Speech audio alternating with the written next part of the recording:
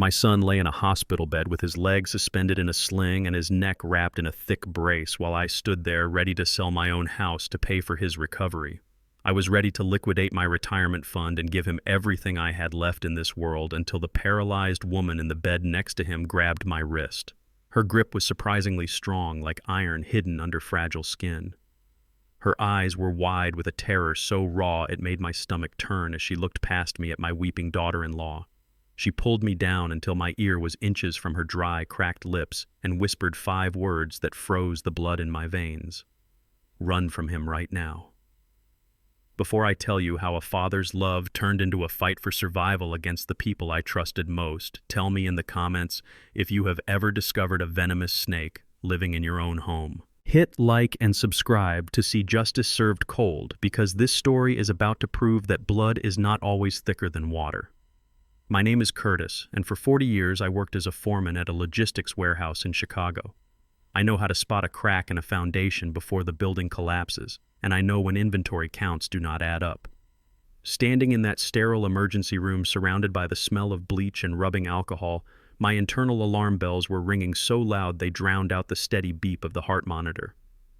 2 police officers stood by the door with their notebooks open, scribbling down the statement my son Terrence was giving them between groans of pain. Terrence is 32 years old, but lying there in that hospital gown, he looked like a scared child. He told the officers that a stray dog had run out into the middle of the intersection and he swerved to avoid it. He said the brakes locked up and the car spun out, hitting a utility pole. The young officer nodded sympathetically and closed his notebook, but I remained silent, standing in the corner with my arms crossed over my chest. I have driven trucks for decades and I know physics. I looked at the bruises on Terrence's chest. They were diagonal, running from his left shoulder to his right hip, which meant he was wearing his seatbelt. But if he hit a pole head-on at 40 miles per hour like he claimed, the airbag burns should have been on his face and forearms. There were no burns. His face was clean aside from a small cut on his lip that looked more like he had bitten it than an impact wound. I stepped forward and cleared my throat. "Officer," I asked, "was the airbag deployed when you arrived at the scene?" The officer looked at me and then flipped back a page in his notebook. He frowned for a second. "No, sir, actually it was not. It seems the sensor failed to trigger, which is fortunate for your son given the angle of impact." I looked at Terrence. He refused to meet my eyes. He stared fixedly at the ceiling tile above his head and let out a long, dramatic moan, clutching his leg. I knew that car. It was a 10-year-old sedan I had bought him when he landed his first sales job. It was old, but I maintained it myself. I checked the sensors last month. I checked the brake pads. I kept that car running better than vehicles half its age because I knew my son was reckless. For the airbags not to deploy on a frontal collision meant the impact was not frontal, or the speed was much lower than he was claiming. Something was not adding up. The math of the accident was wrong. I wanted to ask more questions. I wanted to ask why there were no skid marks mentioned in the report if he slammed on the brakes to avoid a dog. But before I could open my mouth, the double doors of the emergency room flew open with a bang that made the officers jump. The sound of high heels clicking rapidly against the linoleum floor announced her arrival before she even came into view. Courtney, my daughter-in-law. She rushed into the room wearing a beige trench coat that looked like it cost more than my monthly pension check. Her blonde hair was perfectly styled, and despite the late hour, her makeup was flawless. Mascara framed her blue eyes, which were already swimming with tears that seemed to appear on command. She did not look at the police. She did not look at the doctors. She did not even look at her husband moaning on the bed. She looked straight at me. Her eyes narrowed and the tears instantly vanished, replaced by a cold, hard glare that I had seen too many times over the last 5 years. "This is your fault," she screamed, pointing a manicured finger at my chest. Her voice was shrill enough to make the nurses at the station outside look up. "This is all your fault, Curtis. If you had just let him take the truck, he would be safe right now. You and your selfish pride. You care more about that stupid Ford than you do about your own son's life." I felt the heat rise in my neck, but I kept my face impassive. "It is a discipline I learned managing a crew of 50 men. You never let them see you sweat." Courtney was talking about my Ford F-150. It was a brand new model, charcoal gray with a heavy-duty suspension. It was the one thing I had treated myself to after I retired. A reward for 4 decades of waking up at 4 in the morning. Terrence had asked to borrow it 3 days ago. He said he needed to move some furniture for a client. I said no. Because the last time he borrowed my vehicle, he returned it with a cracked bumper, and the cabin smelling like stale beer. I told him he could use his own car. Now Courtney was weaponizing that decision, using it to paint me as a villain in front of the police and the medical staff. I lowered my voice, trying to de-escalate the situation. Courtney, listen to me. The car is not the issue right now. The issue is that the accident report does not match the physical evidence. I think we need to understand what really happened. She cut me off with a scoff that sounded like a whip crack. Oh, listen to him, she said, turning to the police officer and flashing a look of desperate vulnerability. Listen to him, officer. My father-in-law thinks he is a detective. He has always been like this. Paranoid, controlling. He hates that Terrence is trying to make a life for us. He would rather see his son in a wheelchair than admit he was wrong to deny him a safe vehicle. Look at my husband. Look at him suffering. And his own father stands there talking about physics and evidence. I looked at Terrence, expecting him to defend me. I expected him to tell his wife to stop being disrespectful, to tell her that I had paid his rent 3 times this year alone, that I had co-signed the loan for her nursing school tuition. But Terrence just turned his head away and let out a whimper. Courtney, my leg hurts so bad, he whined. Make him stop. He is making my head pound. Courtney rushed to his side, grabbing his hand and stroking his forehead. I am here, baby, she cooed. I am here. I won't let him bully you anymore. She turned back to me and her face was like a stone mask. You need to leave Curtis. You are upsetting him. His blood pressure is rising. We need privacy to discuss his medical care. I stood my ground for a moment. I am his father, I said, my voice steady but heavy with hurt. I have a right to be here. No, you do not, she snapped. I am his wife. I am his next of kin, and I am asking you to leave before I call security. Do not make a scene, Curtis. People are watching. You know how it looks. She knew exactly what buttons to push. She knew that as a black man of my generation, I had spent my entire life trying to avoid being labeled as aggressive or difficult in public spaces, especially when dealing with authority figures.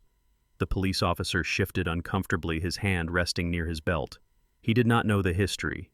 He did not know the money I had poured into their bottomless pit of a lifestyle. He only saw a grieving wife and an older man who was refusing to leave. Sir, the officer said gently but firmly, maybe it is best if you step out to the waiting room. Give them some space. I looked at my son one last time. He still refused to look at me. He was hiding behind his wife's performance. I felt a crack in my heart, a fissure that had been forming for years, finally splitting open. Fine, I said. I will be outside if the doctors need me. I turned to walk away, my heavy work boots thumping softly on the floor. As I reached the curtain that separated Terrence's area from the next bed, I paused. I felt a gaze on me. Heavy, intense. I turned my head slightly. In the next bed lay an elderly black woman. The chart at the foot of her bed read Etta May. She looked to be about my age, maybe a little older. Her body was frail, wasted away by some long-term illness, and she was hooked up to an oxygen machine that hissed rhythmically. But her eyes were alive. They were not looking at me. They were fixed on Courtney. Etta May's eyes were wide, so wide the whites showed all around the irises. Her mouth was slightly open, and her hands were gripping the bedsheets so tightly her knuckles were gray. It was not a look of curiosity. It was a look of recognition. An absolute, unadulterated terror. She looked like she was seeing a ghost or a demon rise from the pits of hell. She watched Courtney fuss over Terrence, and I saw a tremor run through the old woman's body, shaking the tubes connected to her arm. Then her eyes snapped to mine. For a second, the air in the room seemed to vanish. We locked eyes, two strangers in a sea of medical chaos. She shook her head at me, a tiny, almost imperceptible movement. Left, then right. No, do not go. Or maybe do not trust. I did not know what it meant. The nurse stepped in and pulled the curtain shut, snapping the plastic rings along the metal tracks, severing the connection. I was left standing in the hallway, staring at the beige pattern of the curtain, listening to Courtney's voice drop from a hysterical shriek to a low, murmuring whisper.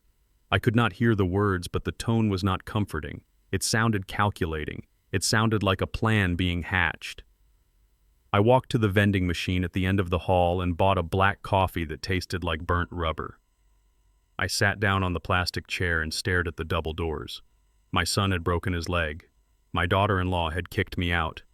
And a paralyzed stranger had looked at my family with the kind of fear usually reserved for death row. I took a sip of the bitter coffee and felt a cold knot form in my stomach.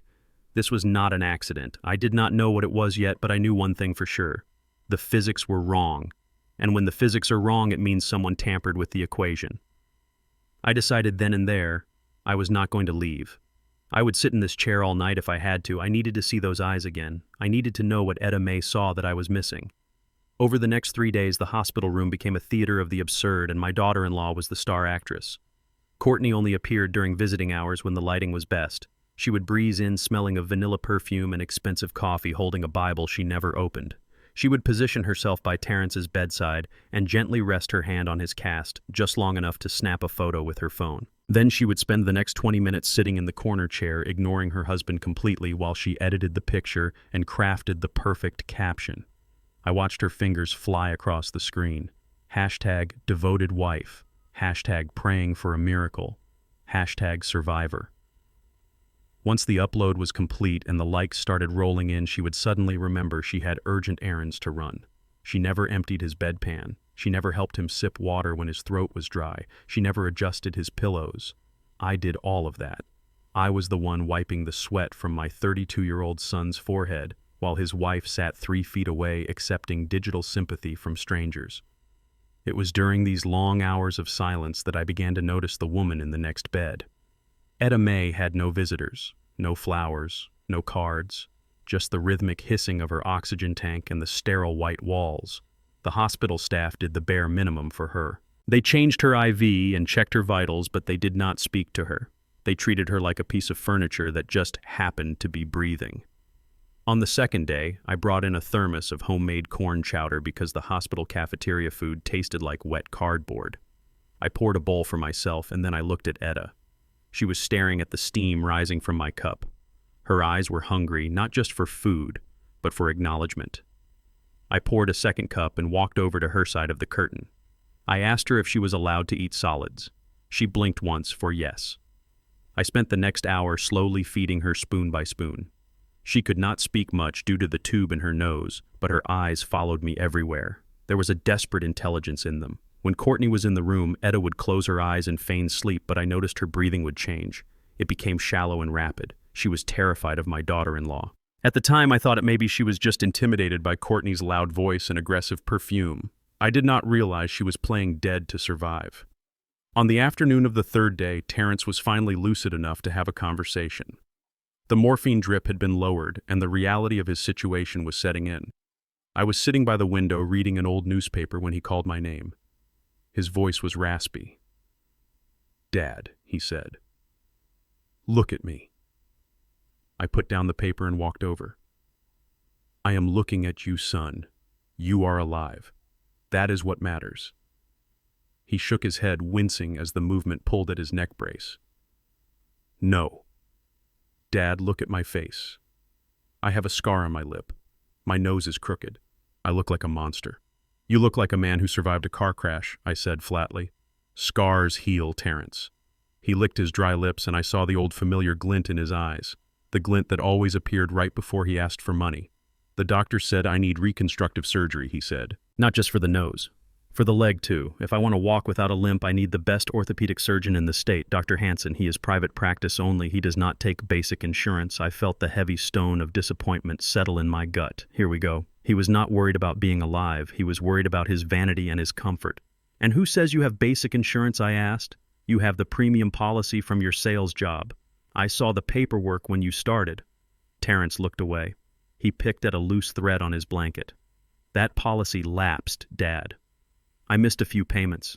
Things have been tight. The commission checks were late." I knew he was lying. I knew because I still had friends at the logistics company where he worked. I knew his checks were on time. I stood up and walked to the foot of the bed, gripping the plastic rail until my knuckles turned white. "Do not lie to me, Terrence. Not here. Not while you are lying in a hospital bed I am paying for. You did not miss the payments because things were tight. You missed them because you cashed out your paycheck at the Riverboat Casino 3 months in a row." His head snapped back toward me, his eyes wide with shock. "How did you know that?" "I know everything, Terrence," I said, my voice low and dangerous. "I know about the debt. I know why you are renting that shoebox apartment, and now you want me to pay for a private surgeon. Where do you think that money is coming from?" He swallowed hard, but he did not back down. He played his trump card. The house on Elm Street. It is too big for you anyway, Dad. You are one man living in 4 bedrooms. Courtney says the market is peaking right now. If you sell it, we can pay for the surgery. We can get a nice duplex. You can live in the guest suite. We can take care of you. The audacity took my breath away. He was asking me to sell the home where I had raised him, the home where his mother had died, the home I had paid off with 40 years of sweat and backbreaking labor, and he wanted to trade it for a guest suite and a nose job. The house is not for sale, I said. My voice was final. It was the voice I used when I fired a man for stealing from the warehouse. You drove a car with expired insurance. You rolled the dice, and you lost. I will cover your hospital bills, Terrence, because you are my son, but you are going to the rehab center the state approves, and you are going to walk with a limp if that is what it takes to learn responsibility. Terrence's face twisted into a mask of ugly rage. You are a selfish old man, he hissed. Mom would never have done this to me. She loved me. I turned my back on him before I said something I couldn't take back. Your mother would be ashamed, I said softly. That night was the longest of my life. The tension in the room was thick enough to choke on. Courtney arrived late, around 9 o'clock. She did not greet me. She went straight to Terrence. They whispered together for a long time.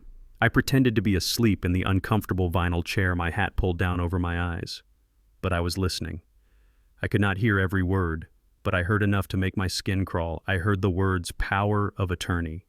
I heard the words mental competency. And I heard Courtney say quite clearly, Plan B. Plan B. What was Plan B? Around midnight, I got up to use the restroom.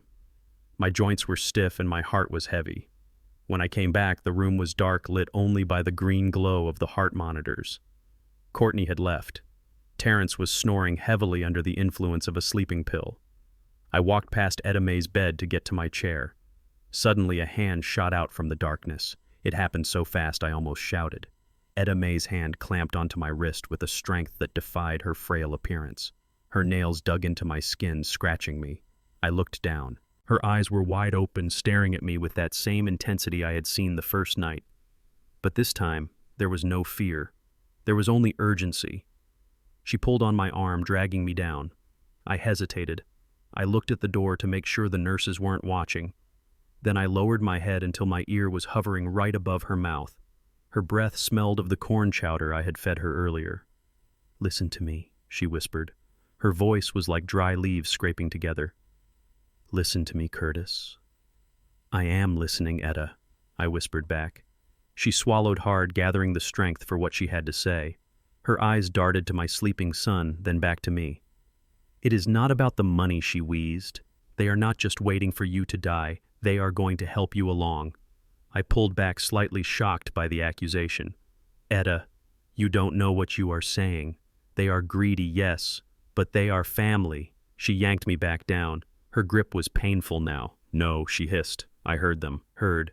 I speak Spanish, Curtis. Your daughter-in-law thought I was just a vegetable. She was on the phone before you came back. She was talking to a doctor. Not a doctor here, a doctor on the street. My heart hammered against my ribs. What are you telling me? She looked deep into my soul. That boy didn't crash because of a dog. He crashed because he was scared. He was trying to back out of something, but she wouldn't let him. And now you are the problem. She released my wrist and her hand fell back onto the sheets, trembling. Run, she whispered one last time. Run from him now. It wasn't an accident. It was a rehearsal. I stood up slowly, my legs feeling like jelly. I looked at the red marks her fingernails had left on my wrist. I looked at my son sleeping peacefully with a smile on his face. A rehearsal. The word echoed in the silent room. A rehearsal for what?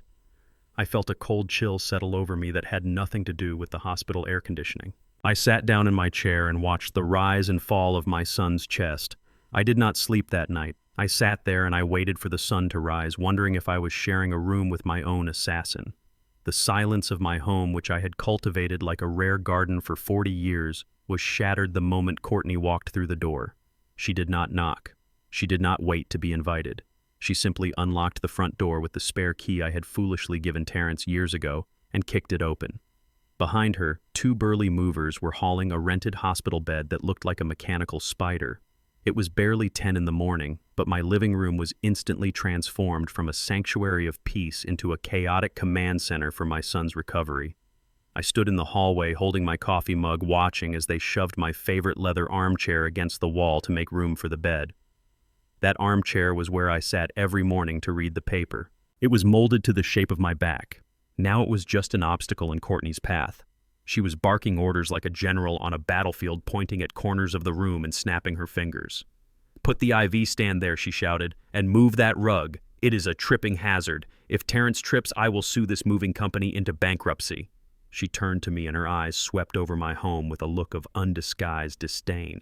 "Curtis, do not just stand there," she said. "Go clear out the guest bathroom. We need space for his medical supplies. And open a window. It smells like old man in here." I wanted to tell her that the house smelled of lemon polish and cedar wood the same way it had since my wife passed away. I wanted to tell her that she had no right to rearrange my furniture. But then I looked at Terrence. He was being carried in on a stretcher, his leg elevated, his face twisted in a mask of agony. He let out a low moan when the movers set him down on the rented bed. "Dad," he gasped. "Please, just do what she says. I can't take the pain." So I swallowed my pride. I put down my coffee mug and went to the bathroom, clearing off the shelf where I kept my shaving kit. I told myself it was temporary. I told myself they were here because their apartment had plumbing issues, as Courtney claimed. I did not know yet that they had been evicted 3 days ago. I did not know that my home was not a refuge for them, but a target. I moved through my house like a ghost obeying orders in the kingdom I had built with my own hands. By noon, the living room was unrecognizable. There were boxes of gauze bottles of saline and monitors that beeped incessantly. Courtney had set up a small desk in the corner for herself where she sat with her laptop, supposedly managing his care but mostly shopping online. My house did not feel like mine anymore. It felt like a staging ground for an occupation. The real blow came 2 hours later. I was in the kitchen making soup when I heard a crash from the living room, followed by the sound of things being tossed into a garbage bag. It was a heavy thudding sound, distinct and rhythmic. I wiped my hands on a towel and walked out. What I saw stopped my heart in my chest. Courtney was standing by the built-in oak shelves next to the fireplace. These shelves held my most prized possession, my vinyl collection, 300 records collected over 5 decades, first pressings of Miles Davis, rare recordings of John Coltrane, and most importantly, the albums my wife and I had danced to on our wedding night. Courtney was pulling them off the shelf by the handful and dropping them into a black, heavy-duty trash bag. "Stop," I shouted. My voice was loud enough to make Terrence jump on his bed. "What are you doing?" Courtney did not even flinch. She just looked at me with that bored, irritated expression she reserved for service workers and me. "We need this shelf for the television," she said calmly, dropping a pristine copy of Kind of Blue into the bag. "Terrence needs entertainment while he recovers. He can't stare at the wall all day, and these dusty old things are just taking up space. They are a fire hazard, Curtis. Look at the dust." I rushed forward and grabbed her wrist. The plastic bag crinkled loudly.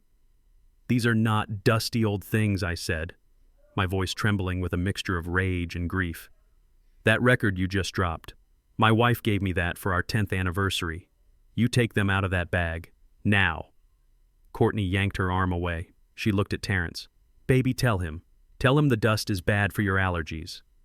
Terrence looked at me. His eyes were groggy, but there was no sympathy in them.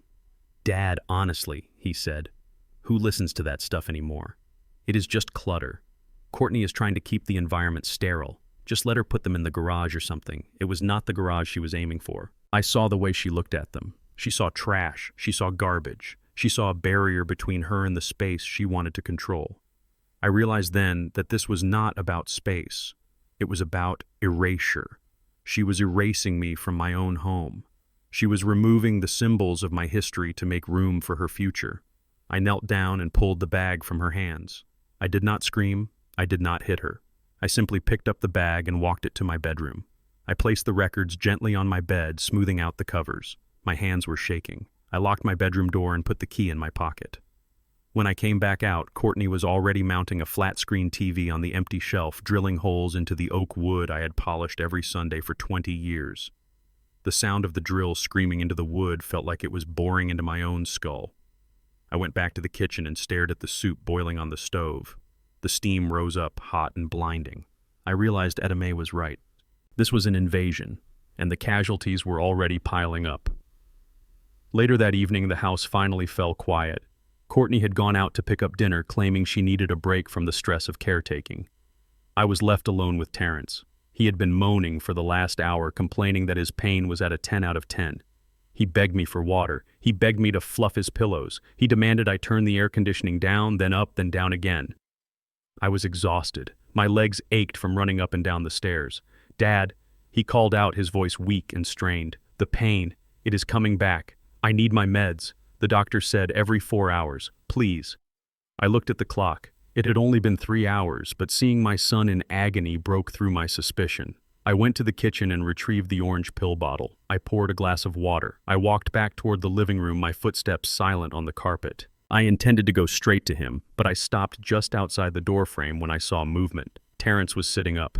He was not writhing. He was not clutching his leg. He was sitting up perfectly straight, reaching for the bottle of painkillers he kept on his bedside table, the ones he claimed were not strong enough. He opened the bottle and shook 2 pills into his hand. I expected him to swallow them. Instead, he leaned over the side of the bed. There was a large potted fern sitting there, a plant I had nurtured for 10 years. Terrence crushed the pills between his thumb and forefinger, crumbling them into white dust, and sprinkled them into the soil of the plant. He buried the powder with his finger, then wiped his hand on the sheet. He lay back down, arranged his face into a grimace of suffering, and let out a long, pathetic groan. "Dad," he yelled out. "Dad, please hurry. It hurts so much." I stood in the shadows holding the glass of water, and I felt the world tilt on its axis. He was not in pain, or at least not the kind of pain he was claiming. He was throwing away the medicine. Why? If he was hurting, he would take it. If he was an addict, he would hoard it. But he was discarding it. Then it hit me. The medicine made him sleepy. If he took it, he would sleep. If he slept, he could not order me around. He could not keep me running. He could not keep me exhausted and distracted. This was a performance. A cruel, calculated performance designed to wear me down, to break my spirit, to make me feel so guilty and helpless that I would agree to anything just to make the suffering stop, including selling my house. I looked at the fern. The leaves were already drooping slightly from the chemical assault. My son was poisoning my plant just as he was poisoning my life. I stepped back into the kitchen and poured the water down the sink. I gripped the edge of the counter and took a deep breath. I did not bring him the medicine. I let him call my name. I let him scream. Because for the first time since the accident, I knew exactly what game we were playing, and I was done playing by his rules. I walked to the back door and looked out at the dark yard. Somewhere out there in a nursing home, Etta May was waiting. I needed to find that USB drive. I needed to know the rest of the story before my son and his wife turned my home into a graveyard. The fog inside my head did not roll in all at once. It crept in slowly, like carbon monoxide filling a closed garage. For 40 years, I had prided myself on a memory that could track inventory across 3 different warehouses without looking at a spreadsheet. I knew the birthday of every man on my crew and the license plate number of every truck in the fleet. But a week after Courtney and Terrence moved into my home, I started losing time. I would wake up in my favorite armchair at 2 in the afternoon with no memory of eating lunch. I would stand in the middle of the kitchen staring at the refrigerator handle, forgetting why I had walked into the room. My hands, which had been steady enough to repair diesel engines, began to tremble so violently that I could barely button my own shirt. Courtney was always there during these moments. She hovered over me like a dark angel of mercy. She had taken over the kitchen completely, claiming that my diet was the source of my decline. Every morning she prepared a thick green smoothie that tasted of kale and something bitter and metallic. She stood over me with her arms crossed, watching my throat work as I swallowed every drop. She called it her special vitality blend. Along with the drink, she gave me 2 small blue pills. She said they were high-quality multivitamins imported from Europe, designed specifically for senior cognitive health. I took them because I wanted to trust her. I took them because part of me wanted to believe that she was actually trying to help. I took them because, deep down, I was terrified of the weakness spreading through my limbs, and I hoped she was right. But the more I took, the worse I got. The days blurred together into a gray smear of confusion. I spent hours staring at the television screen, unable to follow the plot of simple game shows. I felt heavy, like my bones were made of lead. I heard Terrence and Courtney talking in the other room, but their voices sounded distorted, as if I were listening to them from underwater. One afternoon, I tried to ask Terrence about the insurance adjuster. I wanted to know if they had inspected the car yet. I opened my mouth to speak, but the words came out slurred and jumbled. Terrence just looked at me with a pitying shake of his head and turned back to his video game. I felt trapped inside my own body, screaming for help while my mouth just drooled. The breaking point came on a Tuesday evening. I decided I needed to feel useful. I needed to prove to myself that I was still the master of my own house. I walked to the sink to wash the dinner dishes. Courtney was sitting at the table filing her nails, and Terrence was on the sofa watching football. I picked up a ceramic plate. It was a simple white plate, part of the set my wife and I had bought for our first Thanksgiving. My hand was shaking. I tried to grip it tighter, but my fingers felt numb and disconnected from my brain. The plate slipped. It hit the tiled floor with a sound like a gunshot shattering into a dozen sharp pieces. The noise seemed to echo forever. I stood there staring at the shards, feeling a hot flush of shame crawl up my neck. I waited for Courtney to yell. I waited for her to scream about the mess, but she did not yell. What she did was far worse. She sighed. It was a long, loud, theatrical sigh. She stood up slowly and walked over to me, avoiding the broken ceramic. She put a hand on my shoulder and spoke in a voice dripping with condescension. "Oh, Curtis, not again. Look at this mess. You are becoming a danger to yourself." Terrence muted the television. He turned around, his face arranged into a mask of deep concern. "Dad, maybe Courtney is right. You are slipping fast. Yesterday you forgot my middle name. Today you are destroying the kitchen. It is not safe for you to be alone anymore." I tried to defend myself. I tried to say that it was just a plate, that my hand had slipped. But Courtney cut me off. She turned to Terrence and spoke as if I were not even in the room. "This is exactly what I was telling you, honey. He can't manage the household anymore. Imagine if he had left the stove on. Imagine if he had fallen. We need to look into legal options. He needs a guardian, someone to make decisions for him before he burns the house down." Guardian. The word hung in the air, heavy and terrifying. I knew what that meant. It meant I would lose the right to my own money. It meant I would lose the right to my own home. It meant I would become a child in the eyes of the law, and they would be my parents. I looked at Terrence, expecting him to object, expecting him to say that his father was a strong, capable man. Instead, he nodded slowly. "Yeah, you are right, babe. We need to protect him from himself." I looked down at the broken plate, and I realized something terrifying. They were not worried about my safety. They were building a case. Every dropped spoon, every forgotten word, every hour I spent sleeping in the chair was being cataloged. They were documenting my decline so they could present it to a judge. They were gaslighting me into believing I was losing my mind so they could steal my life. I felt a surge of adrenaline cut through the fog in my brain. It was small, but it was there. I let Courtney clean up the mess. I let her guide me to the bedroom like a toddler. I let her tuck me in, but I did not sleep. I lay there in the dark, staring at the ceiling, and I made a plan. I needed to know what was happening to me, and I needed to know before the sun went down tomorrow. The next morning, I sat at the kitchen table as usual. Courtney placed the green smoothie and the 2 blue pills in front of me. "Drink up, Curtis," she said, smiling her shark smile. "You need your strength." I picked up the pills. My hand trembled, but this time the tremble was partly rage. I put the pills in my mouth. I took a sip of the smoothie. Courtney watched me closely. I made a gulping motion with my throat. "Good job," she said, patting my shoulder. "I will be in the garage with Terrence, helping him with his exercises. You just rest here." As soon as the door to the garage clicked shut, I spit the pills into my napkin. They were already starting to dissolve, leaving a bitter chemical taste on my tongue that made me want to gag. I wrapped the napkin tight and shoved it into my pocket.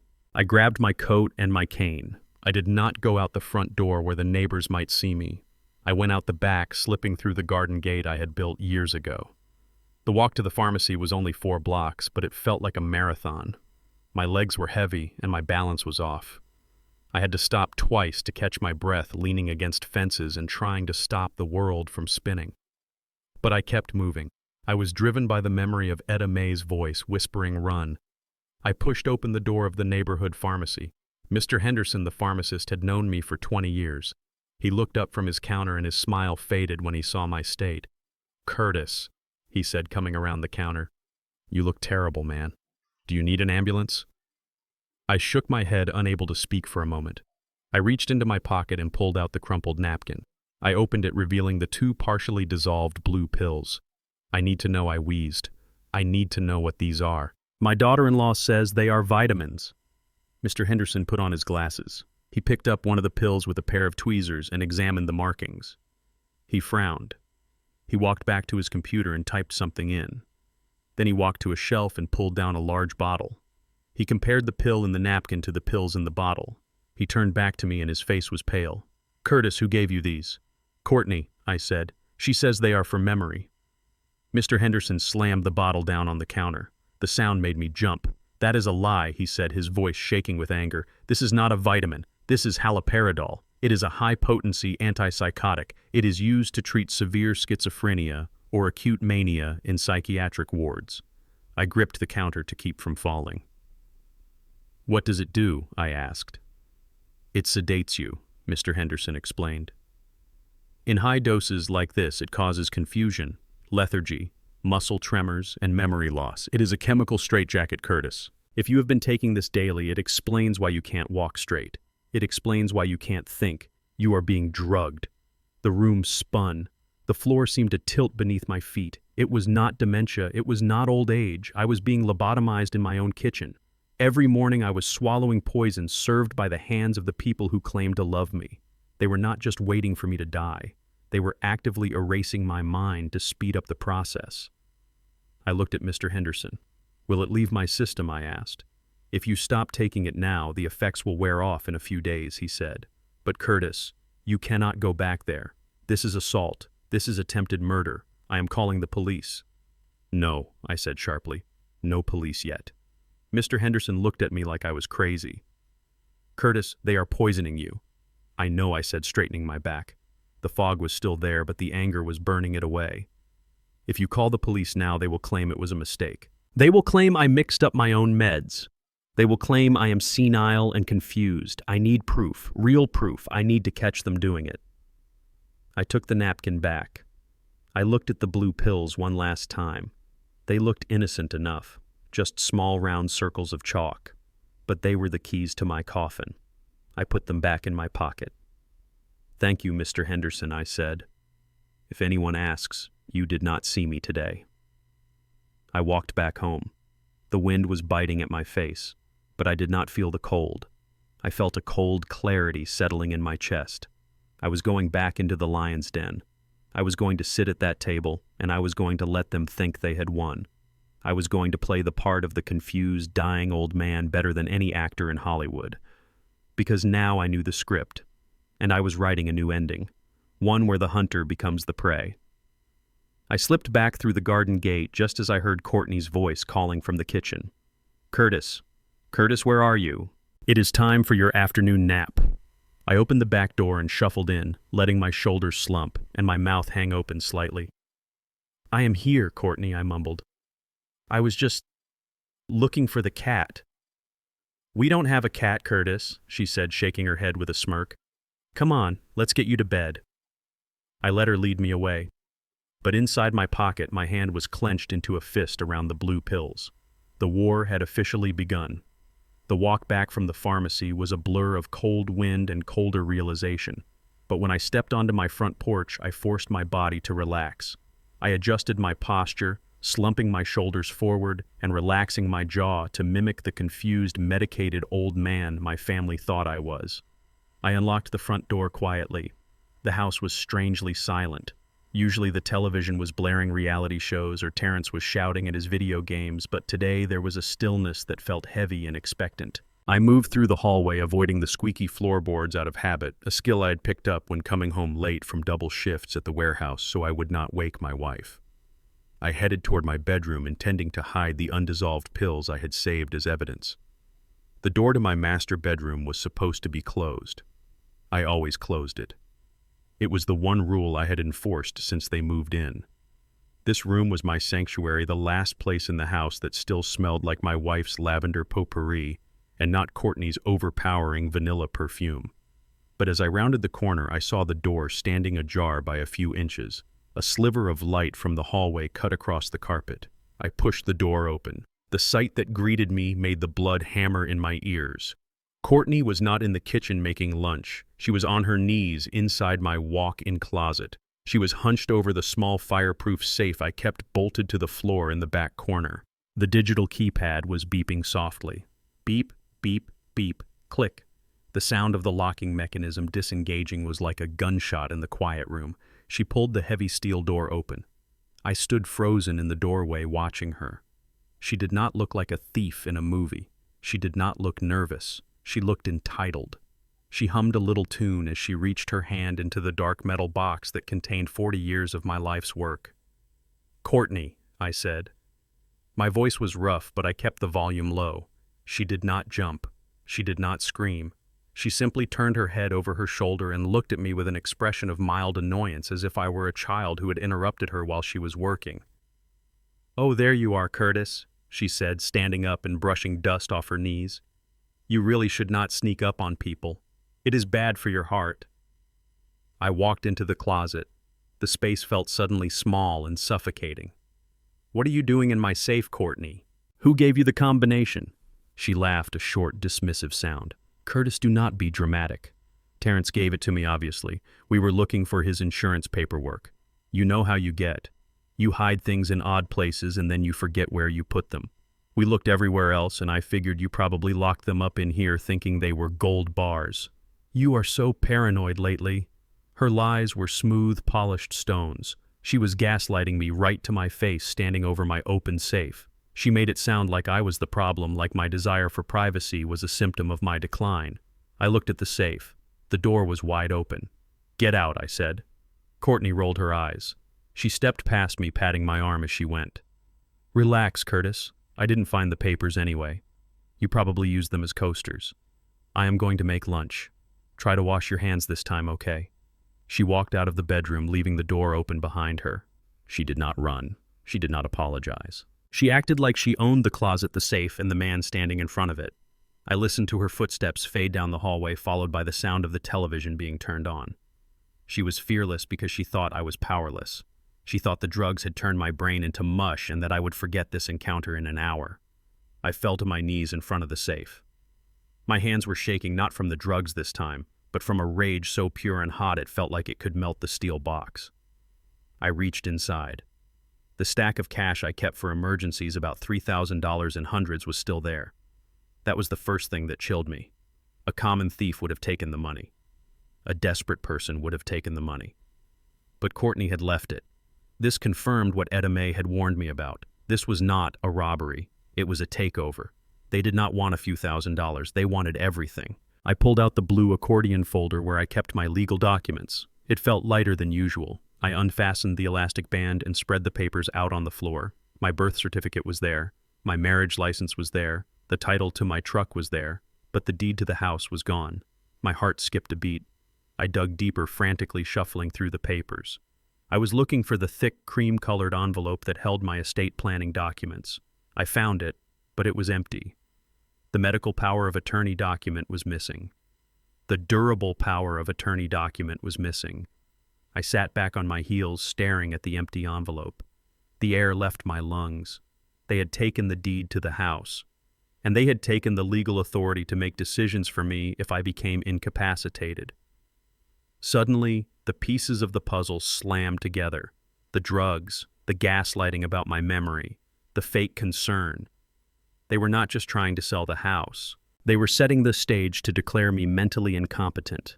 With the power of attorney in their hands and a medical history of confusion and memory loss induced by the pills, they could legally sign the house over to themselves. They could put me in a state-run facility, and I would not be able to say a word. I would be a ward of the state, and they would be the guardians of my fortune. A memory flashed in my mind, vivid and painful. I was sitting at the kitchen table 15 years ago. Terrence was in high school. He had brought home a report card with straight A's. I was so proud. I had pinned it to the refrigerator. I bragged about it to the guys at the warehouse. 2 weeks later, the principal called me. Terrence had not gotten straight A's. He had failed 3 classes. He had scanned the report card into a computer and digitally altered the grades. He had forged the teacher's signature with a level of precision that was terrifying for a 16-year-old. I remembered confronting him. I remembered him crying, saying he just didn't want to disappoint me. I had punished him, but deep down I had been almost impressed by the skill. I thought it was just a teenager trying to avoid trouble. I thought he would grow out of it. I was a fool. He hadn't grown out of it. He had perfected it. That boy who forged a report card was now a man forging a life.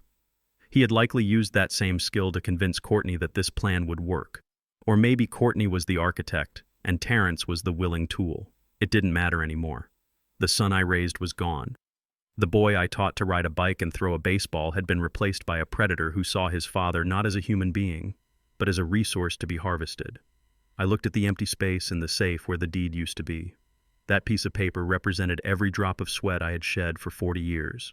It represented the weekends I missed with my wife because I was working overtime. It represented the security I had promised her on her deathbed. I promised I would keep this house. I promised I would never let our legacy be squandered. I gathered the remaining papers and put them back in the safe. I locked it and spun the dial. Then I did something I had never done before. I took the key to the bedroom door from the hook inside the closet. I walked to the bedroom door and shut it. I turned the lock. Then I took a heavy wooden chair from my vanity and wedged it under the doorknob. It was a primitive barricade. It would not stop a battering ram, but it would stop a silent intruder. I sat on the edge of my bed.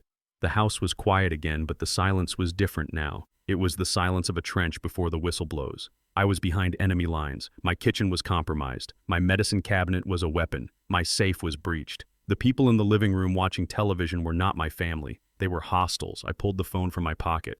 I needed to call my lawyer Harper, but I hesitated. If I called now and they heard me, the element of surprise would be lost. They had the documents, but they had not used them yet. They were waiting for the party. They were waiting for the public display of my incompetence to make the transfer of power look legitimate. I lay down on the bed fully clothed. I kept my hand in my pocket, fingers wrapped around the blue pills. I closed my eyes, but my senses were dialed up to 11.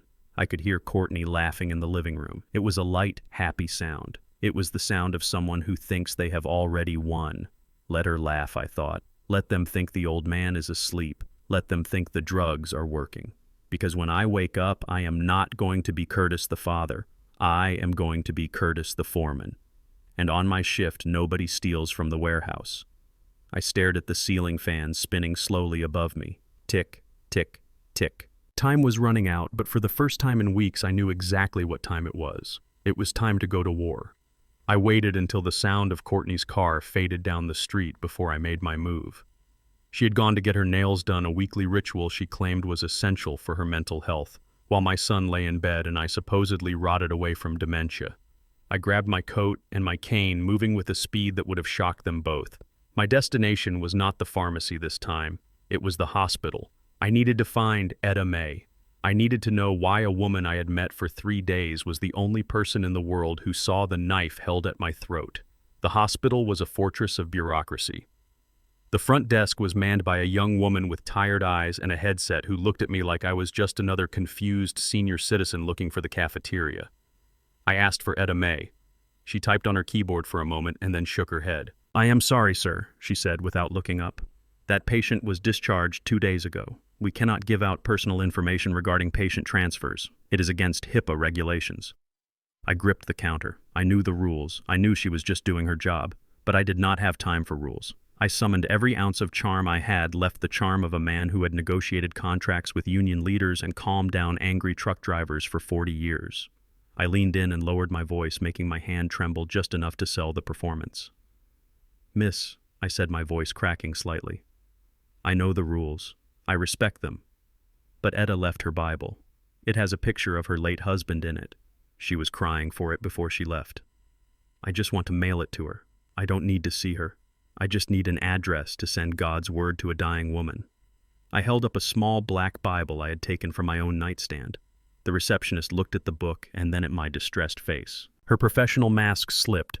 She looked around to see if her supervisor was watching. She sighed and scribbled something on a sticky note. She slid it across the counter face down. "Send it fast," she whispered. "That place she went to. They are not known for handling mail well." I took the note. It read, Shady Grove Care Center. The name sounded peaceful. The reality, as I would soon discover, was a nightmare. I walked out of the hospital feeling the weight of the address in my pocket. I had lied to get it, but for the first time in my life, the lie did not taste bitter. It tasted like necessary ammunition.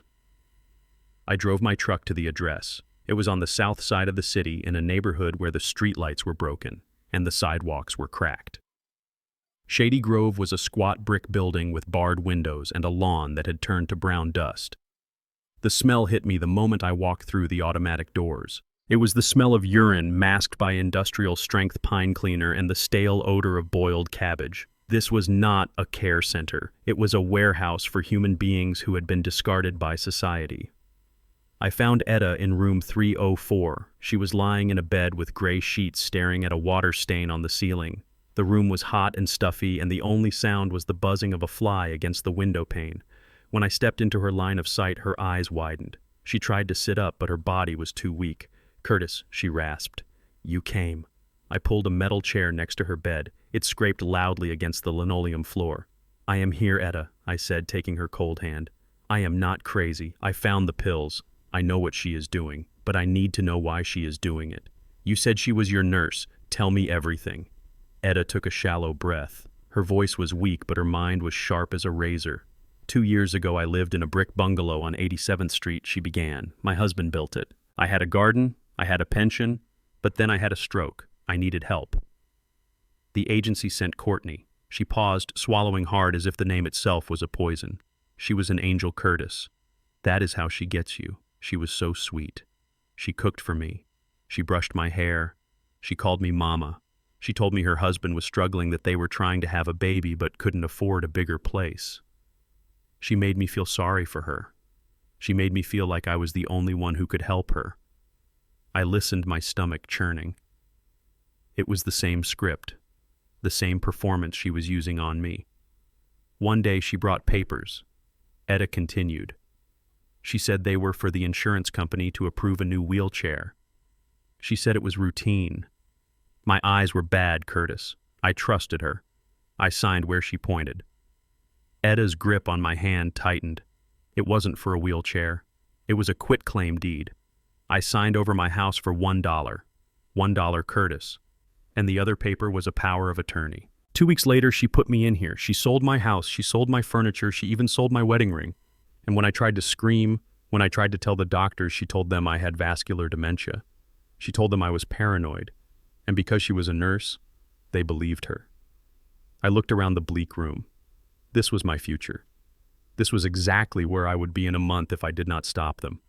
I would be lying in a bed smelling of pine cleaner, staring at a water stain while Courtney and Terrence drank champagne in my living room.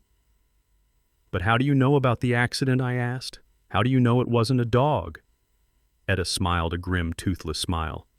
"Because she came to visit me once," she said. "Right before the crash. She didn't come to apologize. She came to gloat. She thought I was too far gone to understand. She was on the phone with your son. She was screaming at him. She told him he had to do it. She told him to crash the car. She said if he didn't, she would leave him and take every penny they had stolen from me. She said, I don't care if you break your neck, just make sure the car is totaled so we can blame the old man." My blood ran cold. My son had not just been reckless. He had been coerced. He was a coward, yes, but he was a coward being driven by a psychopath. Etta reached under her pillow. Her movements were slow and painful. She pulled out a small pair of knitted socks. She handed them to me. "Look inside the left one," she whispered. I felt something hard in the toe of the sock. I reached in and pulled out a silver USB drive. It was small, innocuous, but it felt heavy in my hand. "What is this?" I asked. "I may be paralyzed, Curtis," she said, her eyes burning with a fierce light. "But I am not deaf, and I am not stupid. After she stole my house, I bought a voice-activated recorder. I hid it in my flower vase. I recorded every time she came to taunt me. I recorded her phone calls. I recorded her bragging about how easy it was to trick old people. It is all on there, including the call where she planned your accident." I stared at the silver device. This was not just evidence. It was a nuclear weapon. "Why didn't you use it?" I asked. "Who would listen to me?" she said sadly. "I am just a crazy old woman in a state home. But you, Curtis, you are still out there. You can still fight." I closed my fingers around the drive. I stood up. The fear I had felt for the last week evaporated, completely replaced by a cold, hard resolve. I looked at Etta May lying in that terrible bed, a victim of the woman who was currently sleeping under my roof. "I am going to get you out of here, Etta," I said. My voice was steady. I promise you, I am going to get my house back. I am going to send them to prison, and then I am coming back for you. You are not going to die in this room. Etta nodded, tears leaking from the corners of her eyes. Go, she whispered, before they realize you are gone. Give them hell, Curtis. Give them hell for both of us. I walked out of Shady Grove Care Center into the gray afternoon light. I clutched the USB drive in my pocket so tight it dug into my palm. I was not just a father anymore. I was a witness. I was a prosecutor. And Judgment Day was coming to my living room. I got into my truck and started the engine. The roar of the motor sounded like a battle cry. I drove home not as a victim, but as a man with a loaded gun in his pocket ready to face the monsters in his own house. I sat in the small motel room 3 miles from my own house staring at the glowing screen of my laptop. The hidden cameras I had installed during the hours Courtney and Terrence thought I was sleeping were working perfectly. On the screen I saw my son Brad pacing around my study like a caged tiger. He was tearing through my bookshelves, pulling out volumes of encyclopedias and tossing them onto the floor. He was not looking for literature, he was looking for money, or since I had left the house that morning without a word, he had panicked. He knew he could not declare me incompetent if I was not there to be examined, so he had resorted to plain old-fashioned looting. I watched him freeze as his hand landed on the red leather binder I had planted on the top shelf. It was a dusty old ledger I had prepared weeks ago for this exact moment. Inside, I had forged a document that looked like a bank statement from a private offshore account in the Cayman Islands. The balance I had typed in was exactly $500,000 in liquid cash. I also included a note written in my own shaky handwriting that said, "Emergency funds, safe code access only." Brad opened the binder. I zoomed in on the feed. His eyes bulged. He licked his lips. It was the look of a starving wolf spotting a wounded deer. He did not check the date. He did not wonder why a retired warehouse foreman would have $500,000 in an offshore account. Greed is a blinder. It shuts down the logical part of the brain and leaves only the hunger. He grabbed the binder and ran out of the room screaming for his wife. "Jessica, look at this. You won't believe what the old man has been hiding." I leaned back in my motel chair and took a sip of lukewarm water. The bait had been taken. Now I just had to wait for the trap to snap shut. On the screen, the scene shifted to the kitchen. Jessica was chopping vegetables with a butcher knife, slamming the blade down with unnecessary force. Brad burst in, waving the red binder. "Look," he shouted, slamming it onto the counter. "$500,000, Jessica. $500,000. It says here it is in a floor safe. I knew he was holding out on us. I knew that pension story was garbage." Jessica stopped chopping. She wiped her hands on a towel and snatched the binder. She scanned the page, her eyes narrowing. "A floor safe," she muttered. "Where? We have looked everywhere." "It must be under the floorboards in the master bedroom," Brad said, pacing frantically. "Or maybe in the basement. But that is not the problem. The note says access code only. If we try to drill it, we might trigger a lock mechanism. We need the code." Jessica threw the binder down, her face twisted into a cold calculation. "So we can't kick him out," she said. "If we kick him out, he takes the code with him. If we declare him incompetent, the state might seize the assets to pay for his care. We need him here." Brad nodded vigorously. "Exactly. We need him back in the house. But we can't let him roam free anymore. If he has this kind of money, he might try to run. He might try to leave it to Zola or donate it to some charity." Jessica picked up the knife again, turning it over in her hand. The light caught the sharp edge. "Okay," she said softly. "We bring him back. We play nice. We tell him we were wrong. We tell him we want to start over. And once he is through that door, we change the locks. We move him into the basement room. We tell the neighbors he is too sick to have visitors, and we keep him there until he gives us that code." I watched them plot my imprisonment. They were discussing kidnapping their own father as if they were discussing what to order for dinner. There was no hesitation, no moral struggle, just the cold, hard math of greed. Jessica suggested upping my dosage of the blue pills to make me more compliant. Brad suggested threatening to cut off my access to Zola, my granddaughter, if I did not cooperate. They did not know that Zola was safe at her mother's house in Ohio. They did not know that I had already transferred my real savings into a trust fund for her education that neither of them could touch. They were plotting against a ghost. Then Brad pulled out his phone. "It is time," he said. "I am going to call him. I am going to give him the performance of a lifetime. My own phone on the motel nightstand began to ring. The screen flashed my son's name. I let it ring 3 times, 4 times. I needed him to sweat. I needed him to think I might not answer. On the 5th ring, I picked up. I did not speak. I let my breathing sound heavy and ragged into the receiver. Dad Brad's voice cracked. It was a masterpiece of fake emotion. Dad, where are you? We have been so worried. I came home and you were gone. Please tell me you are safe. I cleared my throat, making my voice tremble. I am safe, Brad. I just needed some air. I felt confused. Oh, Dad, I am so sorry. Brad sobbed. I saw him on the camera squeezing his eyes shut to force out tears. We have been pushing you too hard. Jessica and we had a long talk. We realized we have been terrible. The stress of the accident, the money. It turned us into people we are not. We love you, Dad. We want you to come home. I stayed silent, letting the silence stretch until it was uncomfortable. Dad, are you there? Brad asked, his voice rising in panic. Please come home. Zola is here. She keeps asking for her papa. She is crying, Dad. She wants to show you her drawing. He was using my granddaughter as bait. He was dangling the one person I loved more than life itself to lure me into a cage. The rage flared in my chest, hot and white, but I pushed it down. I needed to be the senile old man one last time. Zola is there, I asked, my voice filled with fake hope. My sweet Zola. Yes, she is right here, Brad lied smoothly. She is waiting for you. We are making your favorite pot roast. Please, Dad, let us make it right. Come home. I let out a long, shuddering sigh. Okay, son. Okay. I will come home. I wanted to see the lake one last time. I thought maybe I wouldn't come back. Don't say that, Brad cried. Don't you ever say that. You are the head of this family. We need you. Come home now. I will leave the front door unlocked. I hung up the phone. On the laptop screen, I saw Brad lower the phone and pump his fist in the air. He turned to Jessica and high-fived her. He is coming, he said, grinning. Get the basement ready. I closed the laptop. I stood up and walked to the mirror. The man looking back at me was not the confused victim they thought was coming home to be slaughtered. He was a general marching into battle. They wanted the code to the safe.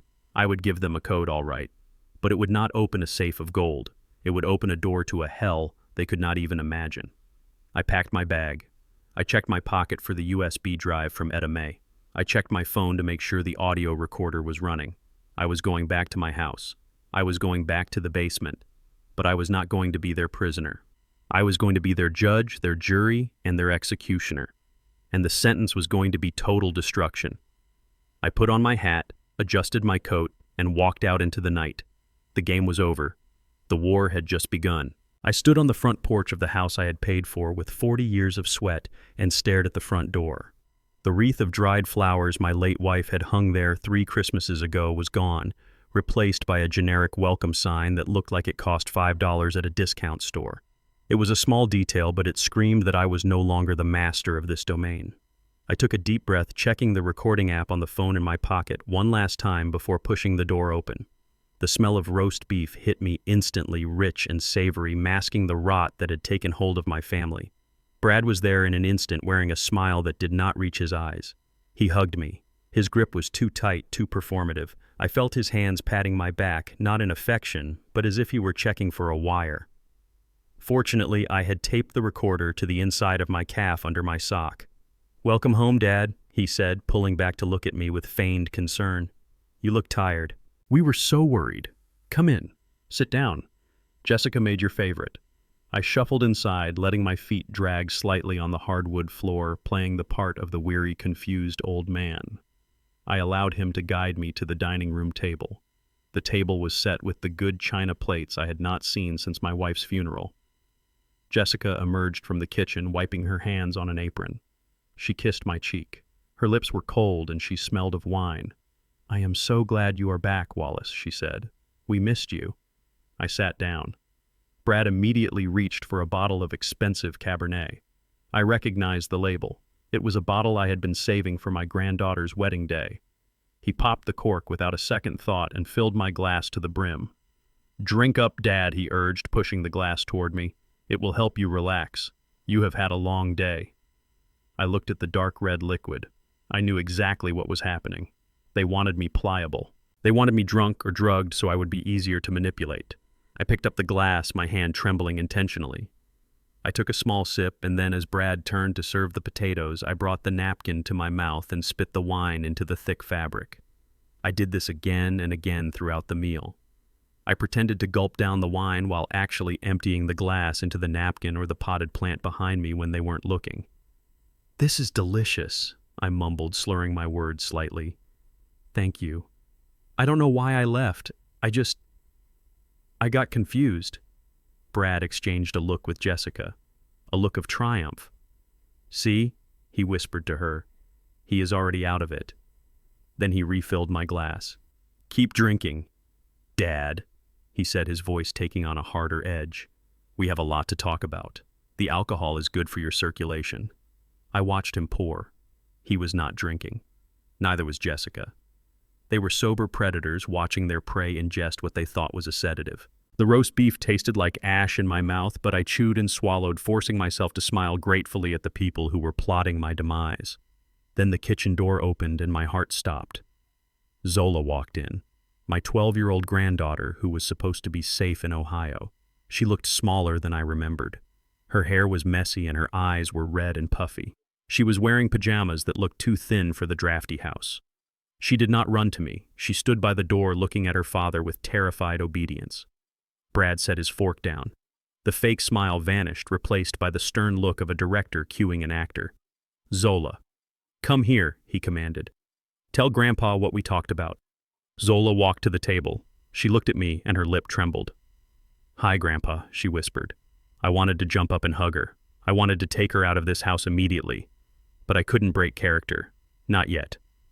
"Zola, honey," I said, reaching out a shaking hand. "What are you doing here?" Brad nudged her hard. "Go on, Zola. Tell him about school. Tell him about the house." Zola took a shuddering breath. She began to recite a speech that sounded like it had been written by a lawyer and drilled into her head for hours. "Grandpa, we are in trouble. Daddy says we are going to lose our house. He says I can't go to dance class anymore because we don't have money. He says..." She paused, tears spilling over her cheeks. "He says it is because you won't help us. He says you have money hidden away, but you don't care if we end up on the street." The words were like knives.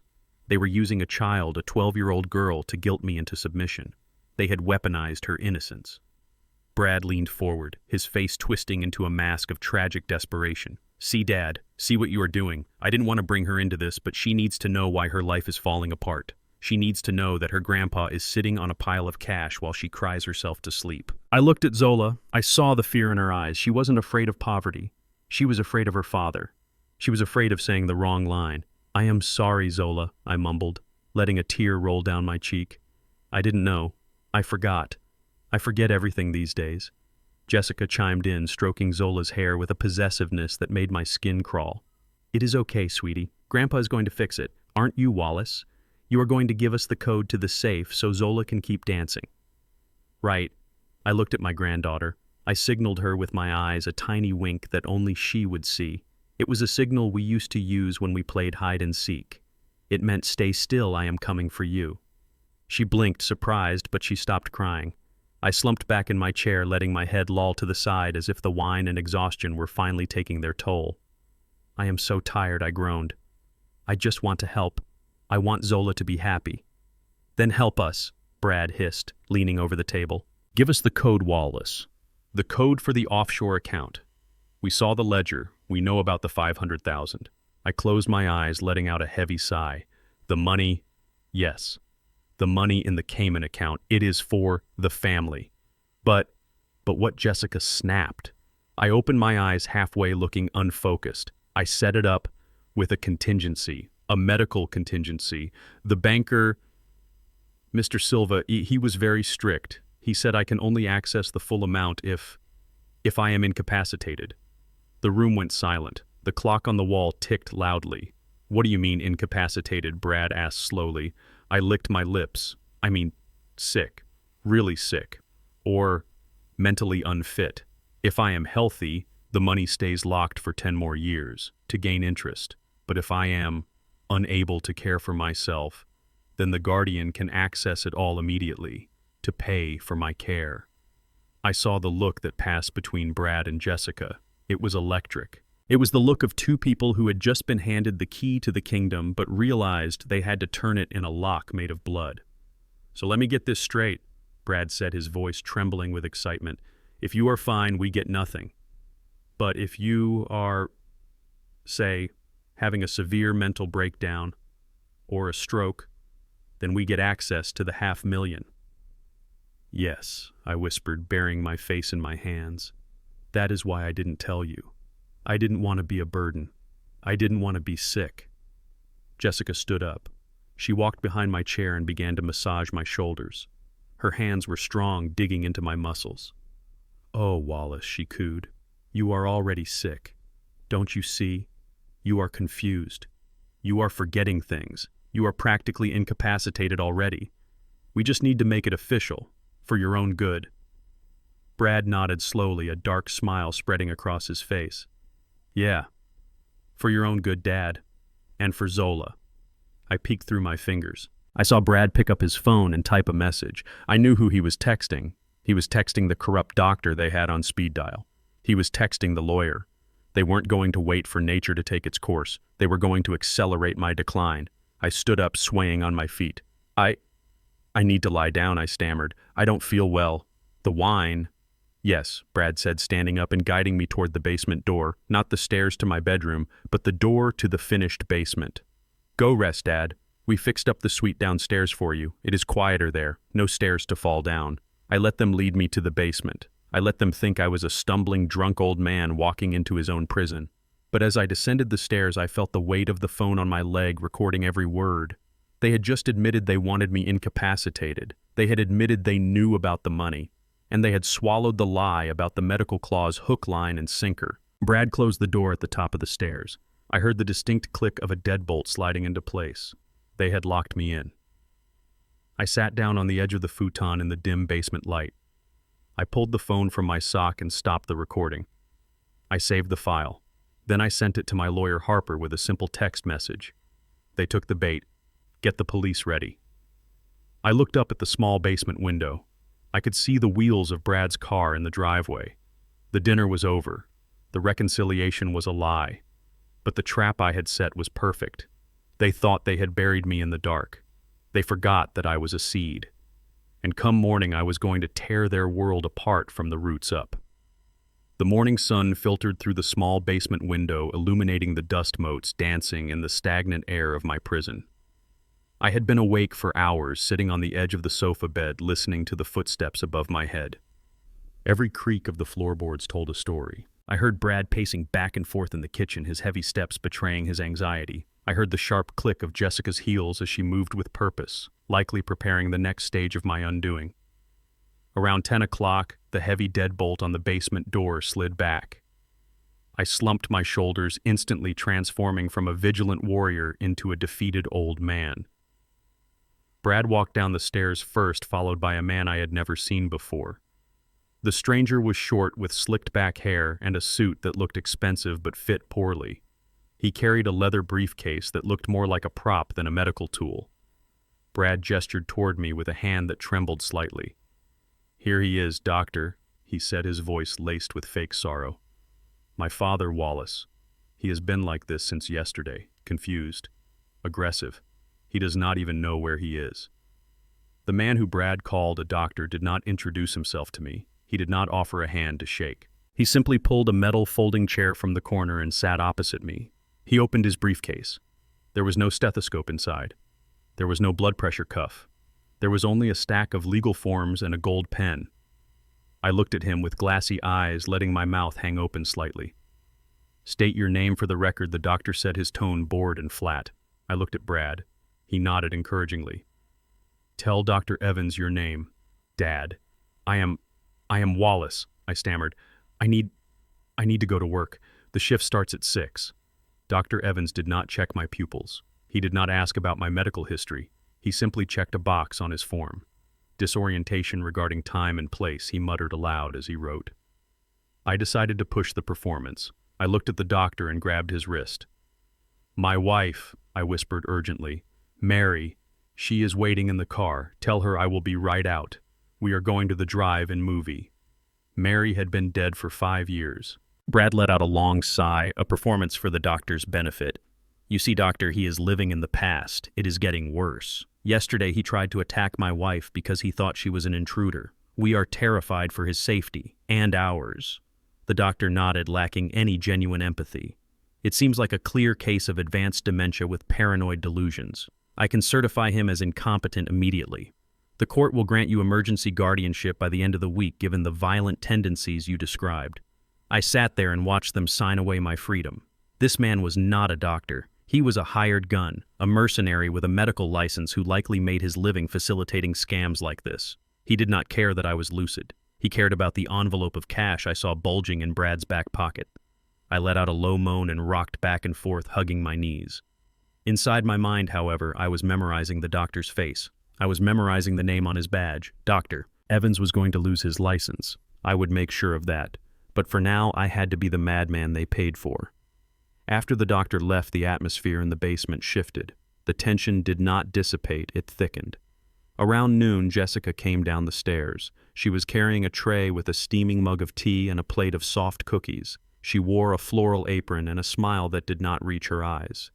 It was the smile of a predator assuring its prey that the slaughter would be painless.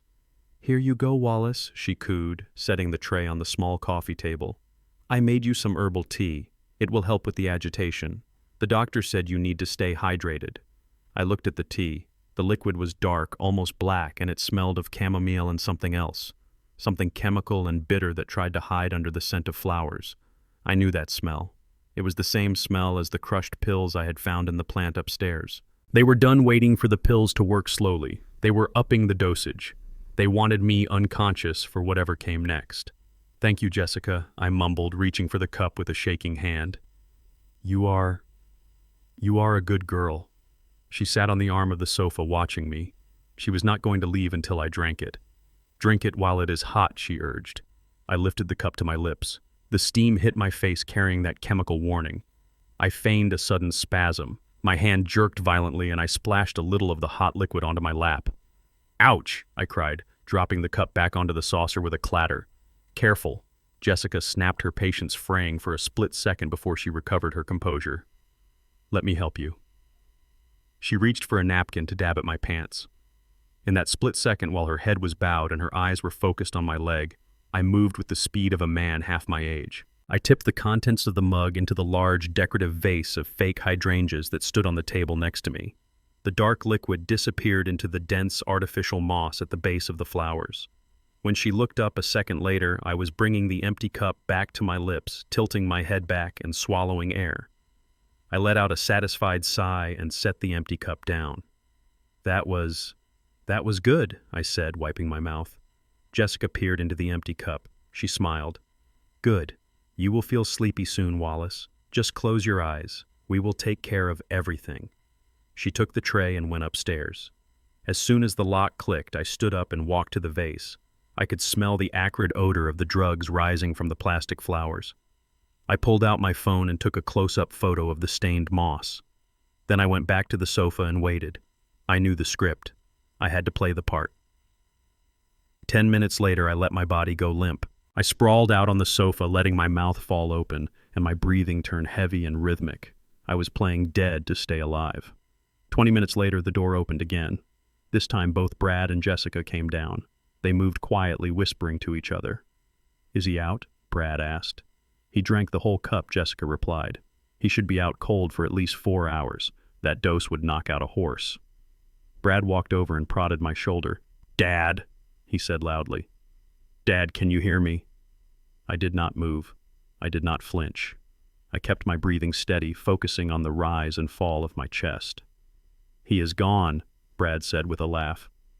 Okay, let's set it up. I heard the sound of a tripod being extended. I heard the beep of a video camera turning on. Then I felt something being pressed into my hand. It was cold and heavy. A kitchen knife. Brad wrapped my limp fingers around the handle. Then he stepped back. "Okay, action," he whispered. Suddenly the room exploded with noise.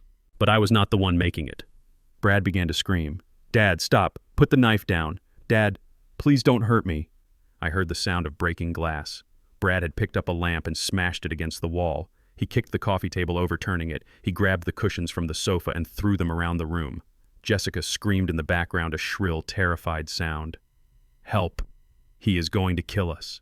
He has a knife. Call the police." I lay there, eyes closed, heart hammering against my ribs, listening to my own son and daughter-in-law stage a murder attempt. They were creating the evidence that would lock me away forever.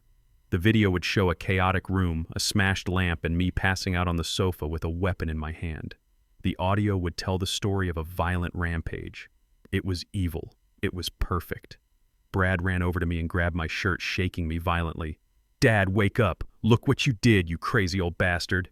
He slapped my face. It stung, but I did not react. I remained a rag doll in his hands. "Cut," he said, suddenly dropping me back onto the cushions. His voice returned to normal instantly. "How was that?" Jessica giggled. "It was perfect. The angle was great. You couldn't see that you threw the lamp. It just looks like he knocked it over before passing out. This secures the emergency order. No judge will deny us after seeing this. Make sure you get a close-up of the knife in his hand," Brad said. I felt the camera lens hovering near my face. I held my breath. I wanted to open my eyes and scream. I wanted to drive the knife into the floor and stand up, but I knew that would end the game too soon. I needed them to feel safe. I needed them to submit this video to the court, because the moment they did, they would be submitting evidence of their own crime. My phone taped to my calf was recording everything. It was recording the silence before the screaming. It was recording Brad's direction to cut. It was recording their laughter. "Okay, let's go," Brad said. "Leave him here. We will call 911 in an hour. We will say we locked him down here for our own safety after he attacked us." They walked up the stairs, leaving me in the wreckage of their staged violence. The basement smelled of spilled tea and betrayal. I opened my eyes. I looked at the knife in my hand.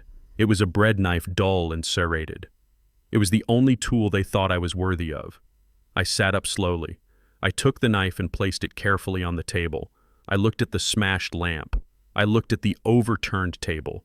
They had destroyed my furniture to destroy my life. I reached down and stopped the recording on my phone. I sent the file to Harper. Then I sent a text message. "They are calling 911 in 1 hour. Bring the police now. Tell them you have evidence of a false report in progress." I lay back down on the sofa amidst the chaos. I closed my eyes again, but this time I was smiling. They thought they were the directors of this movie. They did not realize that I had just taken over the editing room, and the final cut was going to be a tragedy for them. The basement air was stale and cold, but the laptop screen Brad placed on the wobbly card table was glowing with the harsh blue light of the 21st century courtroom. This was the new face of justice. There were no wood-paneled walls, no bailiff, and no jury box. Just a grid of pixels on a Zoom call that would decide whether I spent the rest of my life as a free man or a prisoner in my own home. Brad sat next to me. He had changed into a somber navy blue sweater that made him look responsible and burdened. He positioned the camera so it caught the gloom of the basement behind us, a calculated choice to make me look like I was already living in squalor due to my own neglect. I sat with my hands folded in my lap, wearing the same stained shirt they had forced me to wear for 2 days. I let my head hang low, playing the part of the medicated invalid. But under the table, my leg was bouncing with a rhythm that was all adrenaline. The judge appeared on the screen, Judge Holloway. She was a middle-aged woman with glasses perched on the end of her nose and a pile of files behind her that looked like they were about to topple over. She looked tired. She looked like a woman who wanted to get through her docket and go home. That was what Brad was counting on. He was counting on the system being too busy to look closely at one sad old man. "Mr. King," the judge said, looking at Brad, "you have filed an emergency petition for temporary guardianship of your father, Wallace King. You claim he is in immediate danger to himself and others. This is a serious allegation." Brad leaned into the camera. He let out a long, shaky breath. "I know, Your Honor, and it breaks my heart to be here. My father has always been my hero, but since the accident—" He paused, wiping a non-existent tear from his eye. He has changed. He is not the man who raised me. He is paranoid. He is aggressive. Yesterday he attacked me and my wife with a knife. We had to lock him in the basement suite for everyone's safety. We are terrified, Your Honor. We just want to get him the help he needs and protect his assets before he squanders them in his confusion. He played the clip. The video they had staged yesterday filled the screen. There I was lying on the couch with a knife in my hand while Brad screamed in the background. It looked damning. It looked exactly like the aftermath of a violent psychotic break. I watched the judge's face. She frowned. She leaned closer to her screen. The evidence was compelling. "Mr. King," she said, addressing me, "do you have anything to say? Do you understand why you are here?" I looked up slowly. I let my jaw slacken. I want to go home," I mumbled. I want my wife. Mary. Where is Mary?" Brad put a hand on my shoulder, squeezing it tight. "See, Your Honor," he whispered. "Mom has been dead for 5 years. He doesn't even know what year it is." The judge sighed. She picked up her pen, ready to sign the order that would strip me of my rights. My heart hammered against my ribs. I was waiting. I was waiting for the signal. Then the judge stopped. She looked at a small box in the corner of her screen. "We have a witness here," she said. "A minor. Zola King." My blood froze. Brad had brought Zola into this. He pulled her into the frame. She was sitting on a chair behind him, out of my sight until now. My granddaughter looked smaller than ever. Her eyes were darting around the room like a trapped bird. She was wearing her Sunday dress, but it looked wrinkled. "Zola," the judge said, her voice softening. "I know this is scary, honey, but your daddy says you saw what happened yesterday. He says you are scared of your grandpa. Is that true?" Brad's hand moved from my shoulder to Zola's. I saw his fingers dig into her collarbone. It was a subtle movement, invisible to the camera, but I felt the threat radiating off him. He was not comforting her. He was reminding her of the script. Zola looked at me. Her eyes were filled with tears. I looked back at her and I tried to send her a message with my eyes. I tried to tell her it was okay. I tried to tell her I forgave her in advance. She looked down at her lap. "Yes," she whispered. Her voice was barely audible. "Grandpa." Grandpa got mad. He had a knife. He screamed at Daddy. The judge leaned in. "Zola, look at me. Are you afraid of him?" Zola hesitated. I saw her chest hitch. She was 12 years old and she was being asked to choose between her father and her grandfather. She was being asked to carry a burden that would crush a grown man. She knew that if she told the truth, her father would go to jail. She knew that if her father went to jail, she might end up in foster care. Brad had terrified her with stories of the system. He had told her that if she didn't help him, they would all be on the street. "Yes," Zola choked out. "I am scared. Please don't let him hurt us. I don't want Daddy to leave." She burst into tears and buried her face in Brad's sleeve. Brad hugged her, looking at the camera with the face of a protective father shielding his child from a monster.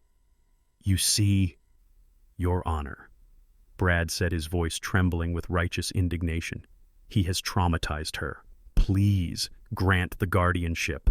Let us end this nightmare." I closed my eyes. A single tear leaked out, but it was not the tear of a senile old man. It was the tear of a grandfather whose heart had just been shattered. He had used her love and her fear to turn her into a perjurer. He had destroyed her innocence to steal my money. That was the moment I stopped viewing him as my son. He was a cancer, and I was the surgeon. The judge nodded solemnly. "Based on the testimony and the video evidence, I am inclined to grant the emergency temporary guardianship. I will set a full hearing for—" "Objection, Your Honor." The voice was sharp, clear, and authoritative. It cut through the basement silence like a whip. A new window popped up on the Zoom screen. It was Alana Vance, my attorney. She was sitting in her office, flanked by shelves of law books, wearing a suit that cost more than Brad's car. Her face was stone cold. "Ms. Vance," the judge said, surprised, "you are appearing for the respondent." "I am, Your Honor," Alana said. "And I am appearing to file an emergency motion to dismiss this petition with prejudice and to submit evidence of perjury, fraud, and elder abuse." Brad stiffened next to me. "Who is that?" he hissed. Alana did not waste time. "Your Honor, the petitioner. Mr. Brad King claims his father is suffering from advanced dementia and violent psychosis. He claims the video he showed you depicts a spontaneous attack. I am sending you a file right now. It is a video recorded on my client's phone yesterday afternoon." Brad's face went pale. He looked at me. I slowly lifted my head. The slack-jawed expression was gone. I looked him dead in the eye and smiled. It was a wolf's smile. On the screen, a new video started playing. It was the footage from yesterday. But it was not the footage Brad had shot. It was the footage from my phone taped to my leg. The court watched in silence as the video showed me pretending to pass out. Then they heard Brad's voice clear as a bell. Cut. How was that? They heard Jessica's giggle. It was perfect. You couldn't see that you threw the lamp. They heard the plotting. They heard the laughter. They heard the cold calculation of a staged crime scene. The judge's face turned a shade of red I had never seen before. She took off her glasses and put them back on as if she couldn't believe what she was seeing. "But I am not done, Your Honor." Alana continued, her voice relentless. "Mr. King claims his father is confused and medicated. That is partially true. He is medicated because his daughter-in-law has been poisoning his tea with haloperidol, a powerful antipsychotic." Another video played. The video of Jessica pouring the powder into my cup. The video of me pouring it into the plant. And then a photo of the toxicology report from the sample I had sent to Alana's lab earlier that week. And finally Alana said, "Regarding my client's mental state, Mr. Wallace King visited a state-certified neurologist 3 days ago. He scored a 30 out of 30 on the cognitive assessment. He is of sound mind, he is of sound body, and he is currently being held prisoner in his own basement." The silence on the call was deafening. Zola had stopped crying and was looking at the screen with wide eyes. Brad was shaking. He was shaking so hard the laptop on the table was vibrating, Mr. King, the judge said. Her voice was no longer tired. It was terrifying. It was the voice of the law waking up. "You will remain exactly where you are. I am dispatching the sheriff's department to your location immediately." Brad slammed the laptop shut. The screen went black. He stood up, knocking the chair over. He looked at me. His eyes were wild. "You old bastard," he screamed. "You set me up." I stood up. I did not need the table for support. I stood to my full height, which was 3 inches taller than him. I squared my shoulders. "I didn't set you up, Brad," I said, my voice steady and deep. "I just let you be yourself. And you hung yourself with your own rope." He lunged for me, but I was ready. I sidestepped and he crashed into the wall. "Run," I told him. "You might make it to the front door before the cops get here, but you won't make it far." He looked at the door. He looked at Zola, who was shrinking into the corner. He looked at me. And then he ran. He ran like the coward he was, leaving his child and his wife behind to face the music. I walked over to Zola and knelt down. I pulled her into my arms. She was shaking. "It is okay, baby," I whispered, stroking her hair. "It is over. Grandpa is here, and nobody is ever going to make you lie again." I heard the sirens in the distance. They were getting louder. To some, they sound like alarm. To me, they sounded like a choir of angels. Justice was arriving, and it was driving a squad car. The laptop screen went black, ending the Zoom call, and with it the last shred of my son's sanity. Brad did not just get angry. He disintegrated. The mask of the concerned, grieving son vanished instantly, replaced by the contorted face of a desperate animal that had just realized the trap was biting into its leg. He grabbed the metal folding chair he had been sitting on and hurled it across the basement. It crashed into the shelves I had built with my own hands, sending jars of screws and old paint cans clattering to the concrete floor. The noise was deafening in the small space, but it was nothing compared to the roar that erupted from his throat. "You little traitor," he screamed, spinning around to face the corner where Zola was cowering. "You ruined everything. I told you to stick to the script. I told you exactly what to say. You stupid little girl. Do you know what you just did? You just put us on the street." Zola pressed herself against the cold cinder block wall, wrapping her arms around her knees and sobbing. She looked terrified, not just of his anger, but of the sudden violence that had erupted from the man who was supposed to protect her. Brad took a step toward her, his hands curled into fists. His eyes were not seeing his daughter. They were seeing a liability. They were seeing the reason he was about to lose the fortune he had already spent in his mind. I stepped between them. I am 68 years old. My knees ache when it rains and my back is stiff in the mornings, but in that moment I felt none of it. I felt only the cold, hard strength of a man defending the innocent. I did not raise my voice. I did not shout. I simply expanded my chest and stood my ground, a silent wall between a predator and his prey. "Don't you take another step," I said. My voice was low, a rumble from deep in my chest. "You are done, Brad. You are done hurting her. You are done hurting me. The show is over," Brad stopped. He looked at me, and for a second, I saw him calculate his odds. He was younger, he was stronger, but he saw something in my eyes that he had never seen before. He saw the warehouse foreman who had broken up fights between men twice his size. He saw the father who had finally decided that discipline was necessary. He sneered and backed away, kicking a cardboard box as he paced the room. "You think you won, old man," he spat. "You think a judge on a screen matters. This is my house, I live here, I have rights, squatters' rights, tenants' rights, you can't just throw me out. I will drag this out for years. I will make your life a living hell. I will rot in this basement before I let you win." He was pacing faster now, talking to himself, working himself up into a frenzy of entitlement. He was convincing himself that he was the victim. He was rewriting reality in real time to justify his greed. He blamed the judge. He blamed the lawyer. He blamed Zola. He blamed everyone but the man in the mirror. Then the sound of heavy boots on the floorboards upstairs stopped him mid-sentence. It was not the tentative step of a visitor. It was the heavy, authoritative thud of the law. The pounding on the basement door shook the frame. "Sheriff's Department," a voice boomed. "Open up!" Brad froze. His face went pale. The bluster drained out of him, leaving behind a shivering coward. He looked at the stairs. He looked at the high window. There was nowhere to go. I walked past him. I took Zola's hand and helped her up from the floor. We walked to the stairs together, leaving Brad standing in the wreckage of his own tantrum. I unlocked the door. Sheriff Miller was standing in my kitchen. He was a big man with a face carved from granite, and he had known me for 20 years. Behind him stood 2 deputies. And behind them, standing by the front door, was Alana Vance, my lawyer, looking sharp and deadly in her black suit. "Mr. King," Sheriff Miller said, nodding to me respectfully, "we received a court order regarding an emergency protection situation, and we have a writ of execution for an eviction." Brad pushed past me, rushing into the kitchen. He tried to puff out his chest, trying to regain some semblance of control. "This is a misunderstanding," Sheriff Brad stammered. "My father is confused. We had a domestic dispute, but it is resolved. You can't be here. This is private property. This is my house." Sheriff Miller did not even blink. He reached into his vest pocket and pulled out a folded piece of paper. He handed it to Brad. "This is not your house, son," the sheriff said, his voice dry and flat. Brad snatched the paper. I watched his eyes scan the document. Confusion clouded his face. "What is this?" he asked. "The Freeman Foundation." "Who is the Freeman Foundation?" "This deed says the owner is the Freeman Foundation." "That is correct," Alana spoke up, stepping forward. Her heels clicked on the linoleum like the ticking of a countdown clock. "This property was placed into a blind trust 10 years ago under the name the Freeman Foundation. You are not the owner, Brad. You aren't even on the lease. In fact, there is no lease.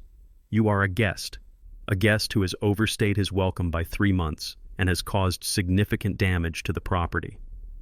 Brad looked from the paper to Alana and then to me. His mouth opened and closed like a fish on dry land. But Dad lives here. It is his house. He paid for it." "It is an asset of the foundation," Alana corrected him smoothly. "And the foundation has a very strict policy regarding tenants who assault the chairman of the board." Brad looked around wildly. "What chairman? What are you talking about?" I stepped forward. I released Zola's hand gently and smoothed down the front of my wrinkled shirt. I walked to the center of the kitchen. I did not look like a confused old man anymore. I stood tall. "I am the chairman," I said. The silence in the kitchen was absolute. Brad stared at me as if I had just grown a second head. "You," he whispered. "You are the foundation." "Freeman," I said softly. "Free man." It was the name I chose when I paid off the mortgage. I put the house in a trust so that no matter what happened to me, nobody could take it away.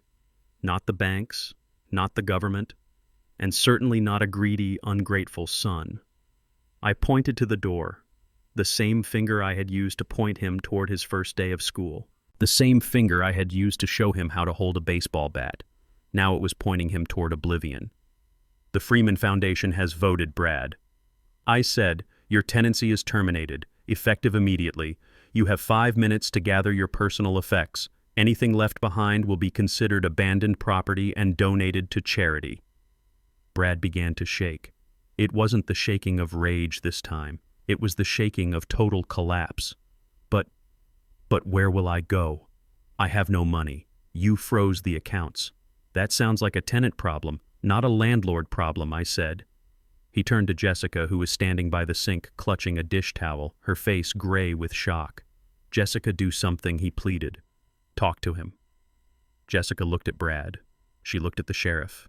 She looked at the eviction notice. Then she dropped the towel. She didn't look at me. She walked straight past Brad, out the back door, and toward her car. She was a survivor, and she knew a sinking ship when she saw one. Brad watched her go. He looked back at me, tears streaming down his face. "Dad, please. You can't do this. I am your son." I looked at him. I looked at the man who had plotted to drug me, the man who had terrified my granddaughter, the man who had looked at my life's work and saw only a payday. "My son died in a car accident 3 weeks ago," I said, my voice devoid of emotion. "I don't know who you are, but you are trespassing." Sheriff Miller stepped forward, his hand resting on his belt. "You heard the man. 5 minutes, or you leave in handcuffs." Brad scrambled. He ran to the living room, grabbing his laptop, his phone, his car keys. He didn't pack clothes. He didn't pack photos. He grabbed the tools of his greed. He ran out the front door, stumbling down the steps, his expensive sweater caught on a rose bush, tearing at the sleeve. I stood in the doorway and watched him get into his car. He fumbled with the keys, the engine roaring to life. He peeled out of the driveway, leaving a black skid mark on the pavement. He didn't look back. I felt a small hand slip into mine. I looked down. Zola was standing there, watching her father drive away. She wasn't crying anymore. She looked up at me. "Is he coming back, Grandpa?" she asked. "No, baby," I said, squeezing her hand. "The bad man is gone." Alana walked up beside me. She handed me a file. "The restraining order is active, Wallace, and the custody petition for Zola is filed. We have the temporary order based on the video evidence of child endangerment in the basement. She stays with you." I took a deep breath. The air smelled of exhaust fumes and autumn leaves, but underneath that it smelled of something else. It smelled of freedom. I looked at the sheriff. "Thank you, Miller." Sheriff Miller tipped his hat. "Anytime, Wallace. Anytime." I turned back to the house. It was messy. There were holes in the walls from Brad's tantrum. The furniture was overturned. The air still smelled of the lies they had told. But as I walked back inside holding my granddaughter's hand, I knew it could be cleaned. Walls can be patched, furniture can be replaced. But dignity once lost is hard to regain. And today I had reclaimed mine in full. I walked to the kitchen and picked up the phone. I dialed the number for the cleaning service. Then I dialed the number for the locksmith. And then I dialed the number for the pizza place Zola liked. Grandpa, Zola asked, pulling out a chair. "Are we rich?" I looked at her. I looked at the empty house that was finally mine again. I looked at the brave little girl who had helped me take down a giant. "Yes, Zola," I said, smiling for the first time in weeks. "We are rich, but not because of the money. We are rich because we know the truth, and the truth has set us free." The eviction was moving faster than a freight train off the tracks. Sheriff Miller was not a man who wasted time, and his deputies were efficiently clearing the path for the removal of the trespassers. Brad was still scrambling near the front door, trying to shove his expensive gaming laptop into a bag that was already overflowing with clothes he had grabbed in a panic.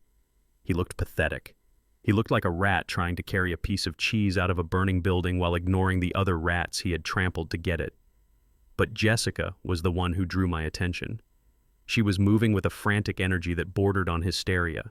She had bypassed the clothes and the electronics. She was clutching a jewelry box, the one she had filled with pieces she bought using my credit card over the last 3 months. She rushed toward the door, her high heels clicking rapidly on the hardwood floor. But in her haste, she forgot about the mess they had created just hours before. She forgot about the puddle of herbal tea she had spilled when she was nervously preparing to drug me. She forgot about the shattered remnants of the vase Brad had thrown in his rage. Her heel caught the edge of the wet rug. It happened in slow motion, the way accidents always do when you have spent a lifetime watching heavy machinery operate. Her ankle turned. Her balance shifted. She flailed her arms, sending the jewelry box flying through the air. Gold chains and diamond earrings scattered across the floor like confetti. Jessica went down hard. She did not land on her hands to break her fall. She twisted her body in midair, a desperate, unnatural contortion to protect her stomach. She landed on her side with a sickening thud that shook the floorboards. A scream tore from her throat. It was not a scream of pain. It was a scream of primal terror. "My baby!" she shrieked, clutching her belly with both hands. "Brad, help me save the baby." The room went dead silent. The deputies stopped moving. Brad dropped his bag and spun around, his face draining of color. He rushed to her side, falling to his knees and sliding across the floor to get to her. He did not ask if she was okay. He did not look at her ankle, which was clearly swelling. He put his hands on her stomach, his eyes wide with panic. "Is it okay?" he gasped. "Is the baby okay?" "Jessica, talk to me. We need that baby." I stood by the kitchen island holding Zola's hand. I felt her small fingers stiffen in mine. She went rigid. She was looking at her father and the woman she called her stepmother. She was 12 years old, but she was smart.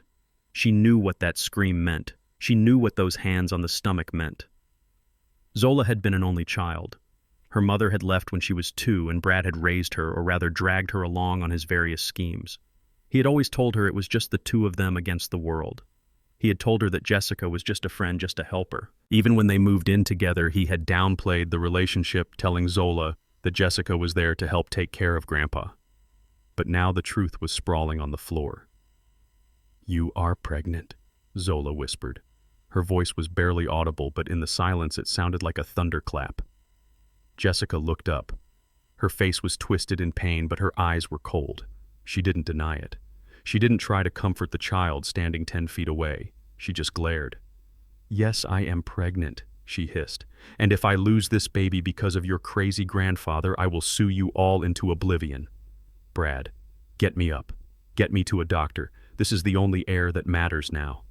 The words hung in the air like toxic smoke. The only air that matters. Brad didn't correct her. He didn't tell her not to speak to his daughter that way. He was too busy fussing over Jessica, helping her stand up, treating her like a precious glass vessel, while Zola stood there looking like she had been slapped. Zola looked at me. Looked. Her eyes were swimming with tears. "Grandpa," she said, her voice breaking, Daddy said he wasn't going to have any more kids. He said he couldn't afford them. He said that is why I couldn't go to dance camp. He said we were broke." I looked at Brad. He was avoiding Zola's gaze, focusing entirely on Jessica. The cowardice was radiating off him in waves. He had lied to his daughter to save money. He had denied her a childhood to fund a new life with a new woman and a new baby. He was replacing her. He was clearing out the old inventory to make room for the new stock. I felt a fire ignite in my chest. It wasn't the rage of a victim anymore. It was the judgment of a patriarch. I reached into my pocket and pulled out my phone. I still had the recordings. I had hours of audio from the hidden devices I had planted days ago. There was one specific conversation I had heard just last night while I was locked in the basement. I had hoped I wouldn't have to use it. I had hoped to spare Zola the final cruelty. But looking at Brad's back, looking at how easily he ignored his firstborn, I knew I had to burn the bridge. I had to burn it so thoroughly that Zola would never be tempted to cross it back to him again. I scrolled through the files. I found the one marked bedroom, 11 p.m. I turned the volume up to maximum. "You want to know the truth, Zola?" I asked, my voice steady and hard. "You want to know what your father really plans for you?" Brad froze. He turned around, his eyes widening in horror. "Dad, don't," he warned. I pressed play. The sound of Brad's voice filled the room, tinny but unmistakable. "We can't keep her, Jessica. Not with a newborn coming. The apartment we are looking at in Florida is adults only. Besides, she is getting too old. She asks too many questions. Once we get the old man's money and put him in the home, we will have enough to pay off the child support arrears. Then I can sign over custody to the state or find some boarding school that takes charity cases. I am tired of her dragging me down.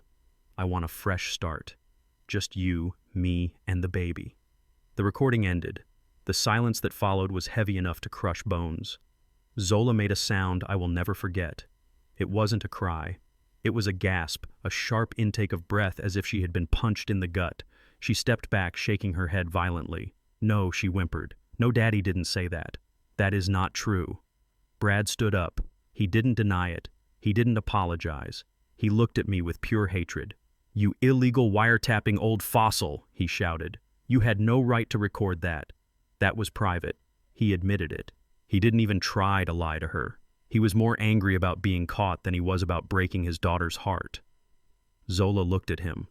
The shock in her eyes was replaced by something else. Fury. The pure, unadulterated fury of a child who realizes her hero is a villain. She let out a scream, a primal roar of betrayal. She lunged. She didn't run to him for a hug. She ran at him with her fists flying. She was small, but she was propelled by a lifetime of disappointment. She slammed into Brad's legs, pummeling his thighs, his stomach anywhere she could reach. "You liar," she screamed, hitting him over and over. "You hate me. You wanted to get rid of me. I hate you. I hate you." Brad stumbled back. He was a grown man being attacked by a 12-year-old girl. Any real father would have grabbed her hands and hugged her. Any real father would have taken the blows and apologized. But Brad was not a father. He was a narcissist who had just lost his fortune, his reputation, and his control. He reacted on instinct, the instinct of a bully. "Get off me, you little brat," he shouted. He raised his hand, and he swung. It wasn't a push, it was a backhand slap. Hard. The sound of his hand connecting with Zola's face echoed through the house louder than the eviction notice, louder than the recording, louder than anything. Zola went flying back. She hit the floor, sliding across the wood until she bumped into the wall. She lay there stunned, holding her cheek, staring at him in disbelief. For a second, Brad looked at his hand as if it belonged to someone else. But that second was all he got. Sheriff Miller moved faster than I had ever seen a man of his size move. He didn't shout a warning. He didn't reach for his taser. He launched himself across the room like a linebacker. He tackled Brad, driving him into the floor with a bone-jarring crunch. Brad's face hit the hardwood. Miller's knee drove into his back. "You are under arrest," Miller growled, his voice trembling with suppressed rage. "Assault on a minor. Assault in the presence of an officer. You have the right to remain silent, and I suggest you use it before I forget I am wearing a badge." The two deputies were on him in an instant. They yanked Brad's arms behind his back. The handcuffs clicked. It was the sweetest sound I had ever heard. Jessica screamed again from the floor, but nobody looked at her. I ran to Zola. I fell to my knees beside her. I pulled her into my arms, burying her face in my chest so she wouldn't have to see her father being dragged away like a criminal. She was shaking violently, sobbing into my shirt. "I got you, baby," I whispered, rocking her back and forth. "I got you. He can never hurt you again." Brad was screaming as they hauled him up. "Dad, tell them it was self-defense. She attacked me. Dad, help me." I looked up. I looked at the son I had raised. The son I had forgiven 1,000 times. The son I had bailed out of debt. The son I had loved. I looked him dead in the eye. "I don't have a son," I said. My voice was ice cold. "My son died a long time ago. You are just a stranger who broke into my house." Sheriff Miller shoved him toward the door. "Get him out of here," Miller barked. They dragged him out, kicking and screaming. Jessica was helped up by a deputy, limping and crying not for her husband, but for herself. She followed them out, leaving a trail of broken jewelry and broken promises behind her. The door slammed shut. The house was quiet. The only sound was Zola's weeping. I held her tight, feeling the weight of the last few weeks lift off my shoulders. It was over. The tumor had been cut out.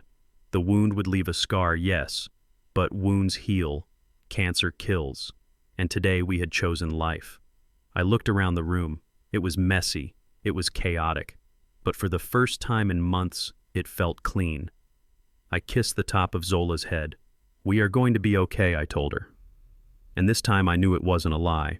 This time it was a promise I intended to keep with every breath I had left. Dưới đây là nội dung chi tiết cho fan 13 trong trại giam được viết bằng tiếng Anh theo phong cách minh đàn ông đèn tối ưu hóa cho AI Voice đọc diễn cảm không có tiêu đề và ký tự đặc biệt đảm bảo độ dài và kịch tính. The visiting room of the county jail smelled of bleach and desperation, a scent that sticks to the back of your throat and refuses to leave. I sat on a metal stool that was bolted to the floor, staring at my reflection in the thick plexiglass divider. The man looking back at me was not the same man who had entered the hospital weeks ago. That man had been a father blinded by love. This man was a survivor hardened by betrayal. I adjusted the cuffs of my shirt and waited. I was not here to offer comfort. I was here to deliver the final receipt for a transaction that had cost me my heart. The heavy steel door on the other side buzzed and clanked open. A guard led a prisoner into the room. It took me a moment to recognize him. Brad was wearing an orange jumpsuit that was 2 sizes too big for him. His hair, which he usually styled with expensive gel, was greasy and matted against his forehead. His face was gray, covered in a patchy stubble that showed he hadn't slept or shaved in days. He walked with a shuffle, the swagger of the successful businessman completely gone, replaced by the terrified gait of a man who knows he is at the bottom of the food chain. He saw me and his eyes lit up with a pathetic, frantic hope. He rushed to the stool and grabbed the phone receiver. I picked up mine slowly. "Dad," he breathed, his voice cracking. "Oh, thank God. Thank God you came. You have to get me out of here. You have to post bail." "It is a mistake, Dad. A huge mistake. The lawyer says if you drop the charges and post the bond, I can come home today." I looked at him. I looked at the dark circles under his eyes. I looked at the way his hands were shaking. He was not sorry. He was just uncomfortable. He was experiencing consequences for the first time in his life, and he was allergic to them. "I am not dropping the charges, Brad," I said, my voice flat and calm. "And I am not posting bail. The judge set it at $100,000 cash. I have the money. It is sitting in my account right now. But I would rather burn it in the parking lot than use a single penny to buy your freedom." Brad's face crumbled. He tried to lean closer to the glass as if he could force his will through the barrier. "Dad, please listen to me. It wasn't my fault. It was Jessica. She made me do it. She said we needed the money for the baby. She said you were sick. She manipulated me, Dad. I am your son. I am your flesh and blood. You can't leave me in here. These people, they are animals. I am scared, Dad. I am so scared." He started to cry. It was an ugly, sobbing display. He slid off the stool and fell to his knees on the dirty concrete floor. He pressed his forehead against the metal shelf beneath the window. "Dad, please. I will do anything. I will sign whatever you want. Just get me out. I will work for you. I will pay you back every cent. Just don't leave me here." I watched him kneel.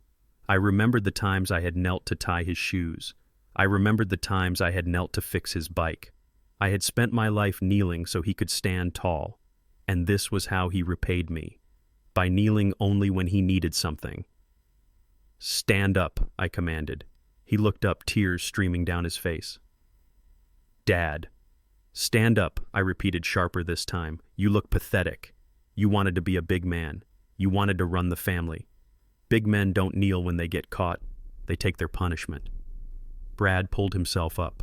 The hope in his eyes was fading, replaced by a dawning horror. He realized that the ATM was closed. He realized that the old man he thought he could bully was gone. "Why are you doing this?" he whispered. "I am your son." "Because you hurt Zola," I said. "You hit a child, you hit my granddaughter, and you planned to abandon her. I heard the tape, Brad. I heard you say she was a burden. That is not something a father says. That is something a monster says. And monsters belong in cages." Brad wiped his nose on his sleeve. He looked around nervously, then lowered his voice. "Dad, it is not just the jail. It is the people outside. Before all this, I borrowed money. A lot of money. From some bad people. They know I am in here. They know I can't pay. If I stay in here, I can't work. I can't pay them. They will kill me, Dad. You have to help me. It is $50,000. That is all." I leaned forward. The ghost of a smile touched my lips. "I know," I said. Brad blinked. "You know I know about the gambling debts," I said. "I know about the failed crypto investments. I know about the loan shark named Vinny who operates out of the back of the auto body shop on 5th Street. I know he threatened to break your legs last month. That is why you were so desperate to sell my house. You weren't trying to build a future. You were trying to save your own skin." Brad nodded vigorously, hope flickering again. Yes, exactly. "So you understand. You have to pay him. Or get me out so I can pay him. Otherwise, I am dead." I took a deep breath. I reached into my pocket and pulled out a folded piece of paper. I pressed it against the glass. "Do you recognize this?" I asked. Brad squinted. It was a promissory note. His eyes widened as he recognized his own signature. That is my debt note," he stammered. "How did you get that? Did Vinny give it to you?" "I bought it," I said simply. Brad stared at me. "You what?" "I bought your debt," I said. "I went to see Vinny yesterday. I told him I was the chairman of the Freeman Foundation. I told him you were a liability. I offered him 20 cents on the dollar to buy the debt and walk away. He took the cash and gave me the paper. He was happy to get rid of you. Brad's mouth fell open. So I don't owe him any more. I owe you. That is correct, I said, folding the paper and putting it back in my pocket. You owe me $50,000 plus interest. Brad let out a hysterical laugh. He slumped against the glass relief washing over him. Oh, thank God. Thank God. Dad, you scared me. Okay, so I owe you. We can work out a payment plan when I get out. You won't hurt me. You are my dad.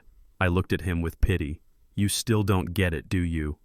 I am not your dad right now, I said, my voice dropping to a whisper that vibrated through the phone line. I am your creditor, and I have reviewed your file. You are a high-risk borrower. You have no assets. You have no job. You have no character.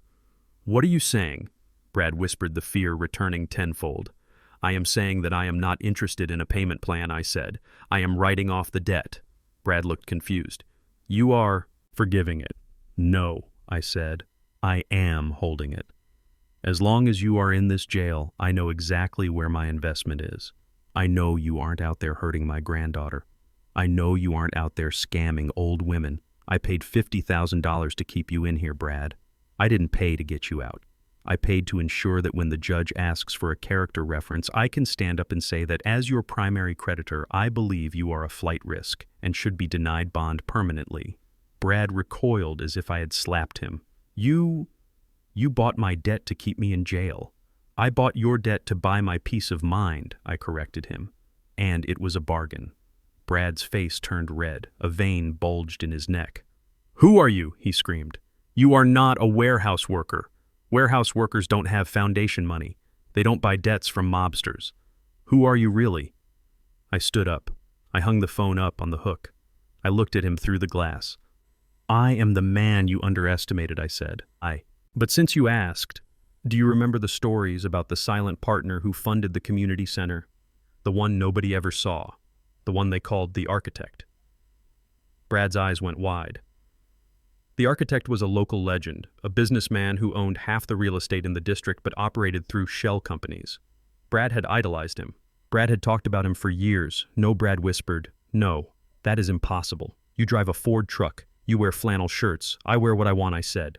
Because I don't need to impress anyone. I built an empire quietly while you were busy being loud and broke. I was going to leave it all to you, Brad. All of it. The buildings, the foundation, the legacy. I was waiting for you to grow up. I was waiting for you to show me 1 ounce of integrity. I leaned in closer, my breath fogging the glass. But you failed the test. You failed it when you tried to steal a house that you were going to inherit anyway. You failed it when you chose greed over family. Brad began to scream. He slammed his fists against the glass. No, you can't do this. Give it to me. It is mine. I am your son. Give me the money. Guards rushed in. They grabbed Brad by the arms. He struggled, kicking and screaming, his face twisted into a mask of pure avarice. I am the heir, he shrieked. I am the heir. Tell him let me go. I will be good. Dad, please. I will be good. I watched them drag him away. I watched the heavy steel door slam shut, silencing his screams. I stood there for a moment in the silence. I felt a deep sadness but no regret. I had lost a son, but I had saved a family. I had saved Zola, and I had saved myself. I turned and walked out of the visiting room. I walked through the security checkpoints. I walked out into the bright afternoon sun. The air tasted sweet. I took out my phone and dialed Alana. It is done, I said. He knows. Set up the trust fund for Zola. And Alana put the house in her name. I am just the caretaker from now on. I got into my truck. I started the engine. I had a dinner date with a 12-year-old girl and a pizza. And for the first time in a long time, I wasn't looking over my shoulder. I was looking ahead. The road was clear. And I was finally driving my own life again. The seasons in Chicago change with a violence that mirrors the city itself. 6 months had passed since the day the sheriff dragged my son out of my house in handcuffs. Summer had bled into a gray autumn, and now winter had clamped its iron jaws around the neighborhood. The snow was piled high in dirty mounds along the curbs, and the wind coming off the lake was sharp enough to cut glass. I sat in my truck with the engine idling, watching the heat distort the air above the vents. I was waiting for the automatic gate of the community center to open. I had spent the last half year rebuilding. Not just the foundation of the buildings I owned, but the foundation of my own life. I had turned the basement where they tried to imprison me into a state-of-the-art media room for my granddaughter Zola. I had hired a tutor to help her catch up on the schoolwork she missed while her father was dragging her through his scams. We were healing, slowly, quietly. But the past has a way of showing up uninvited. I saw a figure standing by the gate. At first I thought it was just a homeless woman seeking shelter from the biting wind. She was wearing a coat that was too thin for the weather and a wool hat pulled low over her ears. She was shivering violently, stamping her boots in the slush to keep the circulation going in her toes. But it was the bundle in her arms that made me stop. She was clutching a baby wrapped in a thick blue blanket, shielding the infant from the wind with her own body. I rolled the truck forward. The woman looked up. It was Jessica. The last time I saw her, she was screaming about her jewelry and her rights. She had been the picture of arrogant entitlement. Now she looked like a ghost. Her face was gaunt, her cheekbones protruding sharply against pale skin. The expensive makeup was gone, replaced by dark circles of exhaustion. She looked 10 years older. She looked broken. I lowered the window halfway. The cold air rushed in, carrying the smell of exhaust and impending snow. "Jessica," I said. My voice was not angry, it was just tired. She rushed to the window, her eyes filled with tears instantly. "Wallace," she sobbed. "Oh, thank God.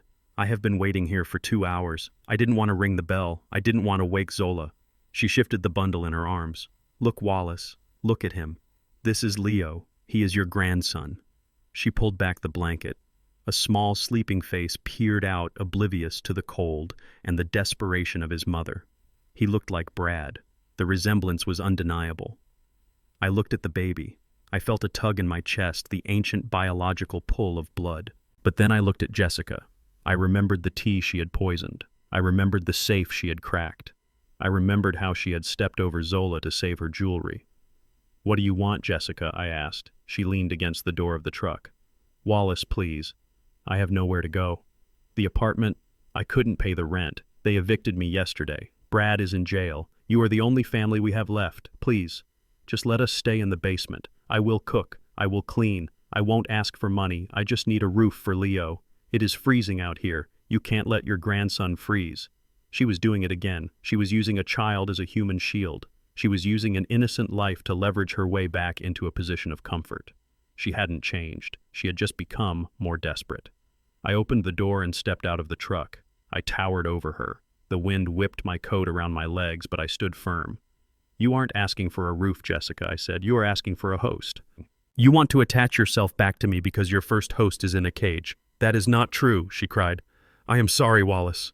I am so sorry for everything. I was scared. Brad made me do it. Stop," I commanded. My voice cut through her sobbing. "Stop blaming him. He is a bad man, yes. But you held the spoon, you poured the powder, you watched me stumble and slur my words, and you smiled. You aren't a victim, Jessica. You are an accomplice who ran out of luck." I looked at the baby again. He stirred, letting out a small whimper. "He is innocent," I said softly. "But you are not. And if I let you into my house, I am teaching you that you can try to destroy a man and then sleep in his guest room when things get tough. I am teaching this boy that manipulation is a survival strategy." I reached into my inside pocket. I pulled out a white envelope. I had carried it with me for weeks, knowing this day would come. I knew she would run out of money. I knew she would come crawling back. I handed her the envelope. "Take this," I said. She grabbed it, tearing it open with trembling fingers. Inside was a cashier's check. It wasn't a fortune. It was $5,000. Enough for a deposit on a small apartment and a few months of rent in a working-class neighborhood. Enough for food and diapers. But not enough for luxury. Not enough for a lifetime. "What is this?" she asked, staring at the check. "This is a start," I said. "And it is a goodbye."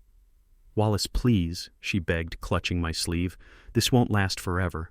What do I do when it runs out?" "You work," I said simply. "You get a job, you wait tables, you scrub floors, you do what I did for 40 years. You do what millions of single mothers do every day without trying to poison their fathers-in-law. You stand up, Jessica." She looked at me, shocked by the coldness of my logic. "You are throwing us away," she whispered. "No," I said. "I am cutting the cord." I raised a son who thought the world owed him everything, and look where he is. I won't make that mistake with you. And I won't let you make that mistake with Leo. I pointed down the street toward the bus stop. There is a motel 3 miles down the road, I said. They have weekly rates. It is warm. It is clean. Go there. Use the money to get on your feet. But do not come back to my house. Do not call me. If you show up here again, I will file for a restraining order, and I will petition the state for custody of that boy on the grounds that you are homeless and unstable. Do you understand me? She stared at me, her mouth open. She saw the resolve in my eyes. She saw the architect looking back at her. She nodded slowly. She tucked the check into her coat. She pulled the blanket tighter around Leo. "Thank you," she whispered. It was the first honest thing she had said to me in years. She turned and walked away. I watched her go. I watched her trudging through the snow, her head bowed against the wind. I felt a heavy sadness settling in my gut. It is a terrible thing to close your heart to family, but sometimes a closed door is the only thing that keeps the house from burning down. I got back in my truck. I didn't look back. I put the gear in drive and headed for the highway. I had one more stop to make. A stop that would mark the end of this long, dark chapter. An hour later, I pulled onto the tarmac of a private airfield on the outskirts of the city. The sun had broken through the clouds, casting a brilliant gold light on the sleek white jet waiting on the runway. Standing by the stairs was Alana Vance. She was wearing a heavy wool coat and holding a leather portfolio. Beside her stood Zola. My granddaughter looked like a different child than the scared girl in the basement. She was wearing a new pink parka and holding a travel backpack. Her cheeks were rosy and her smile was bright. I parked the truck and walked toward them. The wind here was strong, but it felt fresh. It felt like adventure. Alana smiled as I approached. "Everything is signed, Wallace," she said, handing me the portfolio. "The trust is locked. The house is secure. And the restraining orders are permanent. You are legally untouchable." I took the portfolio. I felt the weight of the paperwork inside. The weight of the battles fought and won. "Thank you, Alana," I said, shaking her hand. "I couldn't have done it without you."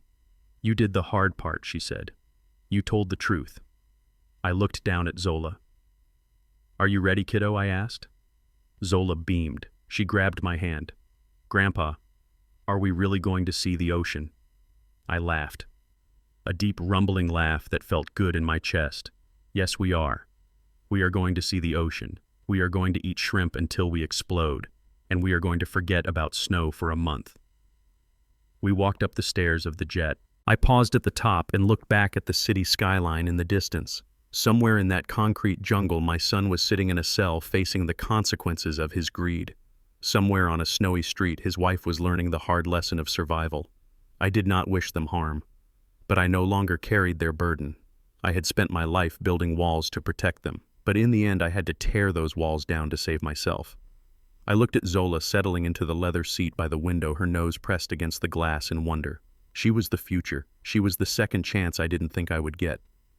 I sat down and buckled my seatbelt. The pilot's voice came over the intercom announcing our departure. The engines roared to life, a powerful hum that vibrated through the floor. As the plane accelerated down the runway, I closed my eyes. I thought about Etta May, who I had moved into a beautiful assisted living facility with a garden view. I thought about the warehouse where I had learned the value of honest work. And I thought about the man I used to be, the man who was afraid to speak up. That man was gone. In his place was someone stronger, someone who knew that love is not about blind loyalty, but about truth. The wheels lifted off the ground. The gravity pushed me back into my seat. We climbed higher and higher, breaking through the gray cloud cover into the blinding blue sky above. I looked out the window at the sea of clouds below. The world looked peaceful from up here. I reached over and took Zola's hand. She squeezed back. "We are flying, Grandpa," she whispered. "Yes, we are, Zola," I said. "We are flying, and we are never looking down again." I leaned back, and for the first time in a long time I closed my eyes and slept without fear. The architect had finished his renovation. The old structure was gone, and the new house was built on rock. I learned that family is not defined by whose blood runs in your veins, but by who is willing to bleed for you. For years I thought loving my son meant fixing his mistakes, but I realized that true love sometimes means letting people face their own consequences. Cutting ties with Brad was the hardest thing I ever did, but it was the only way to save Zola from becoming collateral damage in his war of greed. We cannot choose our relatives, but we can choose our dignity. I chose to live the rest of my life in truth rather than dying in a lie. If you enjoyed this story of justice, please hit the like button and subscribe to the channel. Let me know in the comments below. Would you have given Brad a second chance, or did he get exactly what he deserved? I read every comment. See you in the next story.